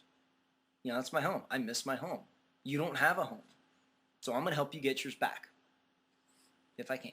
And he's like, and he kind of steps up and he shows him that. And then when Thorin says, you were too small. I told you were too small. You don't belong here. You don't belong with us dwarves. How wrong I was. He's like, I was never more wrong in my entire life. Exactly. And actually, I had kind of a, like, I would have been fine if you had Thorin say the line, instead of saying I was never more wrong in my life, I would have been perfectly fine. In fact, I would have loved it if instead of that line he goes, and you go and do something like this and totally redeem yourself. Because it still would have fit. It's like, there was that kind of line where it's like, that's awesome. And to see that closure with those two characters, because now he's not just saying, hey, you've proven yourself to be helpful. You're one of us. And have Thorin say that really means something. And like I've said before, I really like that character. It was funny. I was actually, I don't know why, but I think it's because of the imagery leading up to the film. Having read the book, or at least up to the point, and it's like, I was reading that, and then I found out Mike was playing Thorin. I'm like, I'm going to really dig Thorin. I just have a feeling I'm going to dig this guy. And I see, I'm like, yeah, I really dig this guy. And then Killy surprised me. I'm like, I really like that character because he is youthful, and but he's got a good sensibility about him. And I'm looking forward to seeing more of the characterizations of the dwarves. I'm hoping that it's a little bit, well, even if it's not any more balanced than it is in this film. I think in this film you had to get a lot of Thorin's backstory. So I'm hoping that we'll see more of all the dwarves in the next movie. And then we get the third movie to look forward to. But as far as things that I didn't like, I didn't really like the fact that it took 3 hours, even though I didn't feel like it, just because if I, say, wanted to watch all 3 movies in the same day, it would take a long time. I'm trying to think. I did feel like, and it's just going from the book, now I realized that, whatchamacallit, in the moments, like, between the high points, between when an unexpected party, and then you go through and it talks about, various things, and you get to the trolls. There's a lot of just, okay, we walked on for days and this. Didn't really get into it. I didn't really have a problem with the fact that the movie expanded upon it. But I was waiting for it. It was like, is it gonna happen? Is it gonna happen? And then it would take a little bit longer. I would have liked to have gotten it a little bit quicker. But at the same time, like I said, I was perfectly fine with what they had. So it's like, well, it didn't really happen. It was kind of a catch-20, a weird thing where it's like, well, I wanted to get to it quicker, but I was fine with what they did in between. I didn't like the fact that it ended. That was kind of a plus. It was like, oh, it's like I wait, it's over. I know. I want to keep going. I know. There's more. There's more. Because they've just been dropped off. They're not even at the mountain yet. They can see it. Yeah. That was probably one thing my dad pointed out. I know you and I have talked about this before, but the idea of the giant eagles coming in, and it's like, okay, if they can use them then, why don't they just use them to get to the Lonely Mountain? And I'm sure there's legitimate reasons, but I think that's my only kind of complaint. Is like, if you're going to present an idea that to me in film, that's fine, but kind of give me the balance to it. It's like, why can't they use it? Give me a line or some sort of explanation as to why they can't. Because otherwise, don't have it in there. It does make you wonder. It's like, why wouldn't they? And if it's never answered, then it becomes kind of a problem.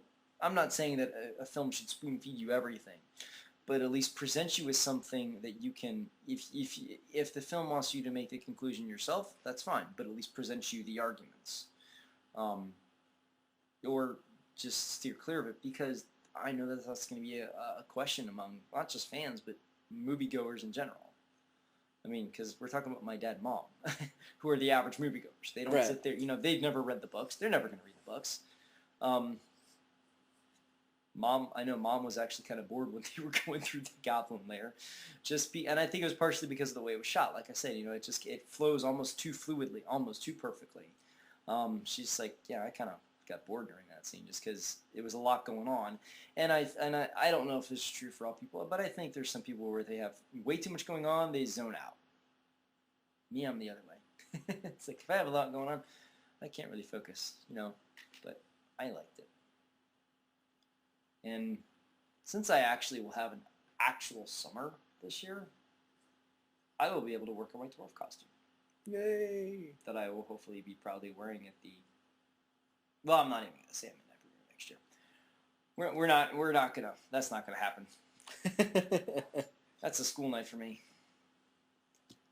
But hopefully I will be able to actually see the movie with you next year. I will be probably in costume one way or the other somehow. Because I intend to, since I've leveled up with Captain America, I hope to... I'm sorry, dude, that's what I'm calling it from now on. That's how I feel. I'm looking forward to, and it's not going to be straight Thor. I'm going to do just a kind of a generic dwarf, but... Dwarf ready. But, yeah. Dwarf's ready! I love blowing stuff up. That's going to be my lines. I'm just going to have a giant thing of tea, like an old-fashioned cartoon bomb, I think. I don't know. Oh, and I've got some really cool LARPing weapons that I got from the Halloween store that were cheap. Got a hammer and an axe, so they're pretty awesome. So I'm looking forward to the next film, I think, and I'm looking forward to continue reading in the book to see what happens. And it feels very weird, just strange to say this, but I am now a Hobbit fan. Yay! So, so it has sucked me in, and the thing is, there's lots of stuff, and I think honestly, one of the reasons I don't know what it is. I mean, you can call it what it is, but I have the same reaction with Star Wars movies. Like, for some reason, I like the backstory better. Maybe it's because it's more colorful. I think it's because it's more colorful. It's got more weirder characters in it. And it's, I don't know, it's a little lighter. And I mean, let's face it, Episode 1 was lighter toned than the original trilogy. Yeah. And that worked for me, I think. And I think that's what's working with me with Hobbit. It's a little bit lighter toned. I mean, Gandalf is funnier in this film. It's like, wow, I prefer Gandalf the Grey as opposed to Gandalf the White. He's kind of a stiff. That's just me. But, I really liked it. I don't think I can really say much more. At least not in this current state. What about you? Anything you didn't like?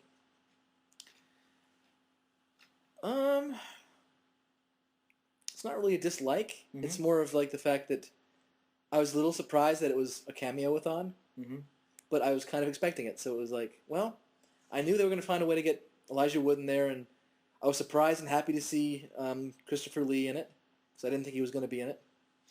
I wasn't even expecting him. Because, I mean, that's definitely not in the book. Yeah. But at the same time, the fact that they got all those people in, and I'm assuming they're going to try to include everybody. Oh yeah. That they can. Well, and I knew that Hugo Weaving was going to come back because Elrond is in the book. Mm-hmm. And that's actually one area that I was reading through and thought, well, this is too short. This needs to be expanded upon. And they did expand it in the film. And I was like, this is good. And I felt like it was a good level of expansion. Now, adding Saruman in there, I thought was really cool because I thought, wow, we've never seen these two just as friends. It's kind of like seeing, and I'm going to parallel this to Ian McKellen again, kind of like seeing Magneto and Charles Xavier together. You see them as adversaries in the original films, and then you see them as friends in X-Men First Class. So it was kind of nice to see Saruman and Gandalf as friends. And what's nice is you can also kind of see the seeds of Saruman turning, because he's completely denying the fact that, what the blade was and all those sorts of things. Yeah. So it's a good bit of foreshadowing. Oh yes, foreshadowing was always good. I mean, they don't technically need it, but it was nice to have it there. But it is nice to know. And I think what Peter Jackson's doing is saying, you know what, we are making this for fans of the book, but there's a lot of fans of the movies that have never read the books. And it needs to be a film franchise. It needs to be a film story. And that's what they're doing. I know it sounds strange to make an adaptation of a book into a film for a film franchise. So what are some of the complaints that you've heard from people, if any? The complaints I've heard is just the biggest complaint I've heard from someone at work, I think, is the fact that they've changed things around and it's not exactly the same. And as I said at the beginning, it can't be. And that's what I've been explaining to him. I was like, look, you kind of have to not nitpick. Yeah. It's a movie. You have to enjoy it for what a movie is. Yeah. It's never going to be the book. Yeah. Because he was saying, they got this kind of wrong, and this was tweaked and this was changed. I'm like, oh yeah, but it makes sense in the movie. Yeah. Which part did they say that they got it wrong? I think he was just kind of like, why they include this stuff? Like, why is it there? Like, why is Radagast here? Why are the rock things there? And like, well, they technically were there, just not expanded upon. Yeah. And I explained to him, like I explained earlier, where it's in there if you read it, but it's so brief that it's forgettable. Yeah. So they made it memorable instead. Yes. They did, because honestly, we were commenting on how, Radagast is kind of a humorous, wacky character. But I don't want to say cool, but he's at least usable, and he has a purpose. So I mean, that's really basically the biggest complaint I've heard is the fact that it's not exactly the same. And I don't want it to be exactly the same. And it can't be. And I'll tell you why. Here's a good example. You're familiar with a lot of or at least Batman Under the Red Hood, the Wonder Woman film, all these DC animated films. Mm-hmm. Well, they of course did Batman Year One. Well, actually, Bill Raimi on Batman film said, you know what? All I can say about this, because he got a copy, reviewed it, he said, you know what? This is exactly like the graphic novel. Pass. They didn't do anything to make it different. Why am I watching this? I can just go read the graphic novel and get the same thing. I want a difference. I want a change from the source material. Keep what is good about the source material, and keep the things that you need to keep. Yes, the story was exactly the same. Yes, there were some modifications. There were some that I liked. I think probably the only thing that I don't know. I mean, the idea of the necromancer, it's world building. It builds on itself. I keep going back to Star Wars, but honestly, it's because it's a good parallel. What they're doing in The Hobbit with the necromancer is just like what they did with the Empire in Episode 1. You have Palpatine becoming Chancellor at the end of Episode 1, so what they're doing in The Hobbit is they're setting up the Necromancer, who I imagine is a tie-in to Sauron, and they're setting it up so that by the time you get to Fellowship, you're going to have all your ducks in a row, all your pieces in place, so that when you see Fellowship, you're going to see it in a new light. You're going to have more of a sense of what's going on. Imagine that, world building. We're having things make sense, called logic, people. Yep. Sure, there was something I was going to say, I forgot what it was. But, oh, Batman Year One. But with Dark Knight Returns, even though they made it in 2 parts, people have been saying this is a good adaptation because they're keeping what works, but they're trimming the fat. Trimming the fat, and they're, if there isn't, it's an adaptation, which is what we want. We want an adaptation. Mm-hmm. I know people have said, oh, take this comic storyline or this comic, or, a good example, the new Star Wars movies, Episode 7. People are saying, oh, take the Thrawn trilogy, make that. It's like, that's been done. Don't copy and paste, people. That's not creative. Make something, if you're going to do an adaptation, fine. When I sit down to write my adaptation for Hobbit, it's going to be similar to Unexpected Journey. It's going to be that first part, if I can try, because I want it to be part of a variety show, not the entire thing. Mm-hmm. So what I'm going to do is probably have it end about where the film ends. Right after, they have their encounter with the wargs. I already know some things I'm going to do, but the film kind of already did it for me, trimming the unexpected party scene, the way that the trolls were handled in that scene, that was done very well.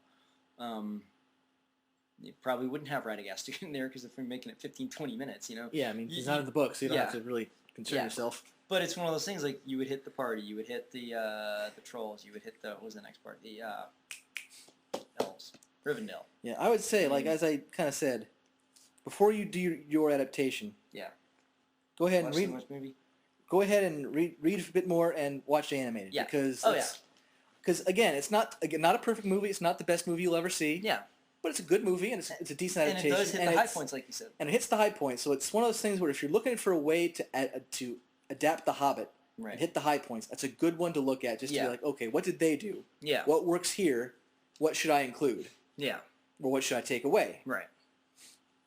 Because that's definitely a good version of like hitting high points. Oh yeah. Without worrying too much about the smaller things. Oh yeah. Which in theater, that's what you want to do. Mm-hmm. So. I'm kind of done. I'm kind of done too, but it's like, wow, Hobbit was awesome. It was. I mean, it's granted it's that franchise, that trilogy, that director. So it's one of those things where it feels to me like it really upheld the quality that was set for the 3 films. Oh, yeah. Although I do find it was funny. I saw a post on Facebook. It shows The Hobbit, Fellowship, 2 Towers, and Return of the King. And it shows like these 3 movies. Hobbit, 3 movies. It's like, it really is interesting how Peter Jackson took 1 book and is turning it into 3 movies, whereas before he took 3 books and turned it into 3 movies. But realistically, he could have done the same with the other 3. True, and from what I understand, and this could be rumor, but considering that it happened quite a bit in this movie, probably not, is they're including a lot of the things that happen in between. Okay. Like stuff that is more connective tissue between the Hobbit and the first movie. Right. So it's done in between the main scenes. So some of it's in between the books, some of it's in between sections. Yeah. So they're going to focus on more on what is going to happen when you're not focused on that party. Right. And what other characters doing, like. Which I have to say, I was actually fine with. It didn't take me away from the rest of the party, and I was able to still follow along.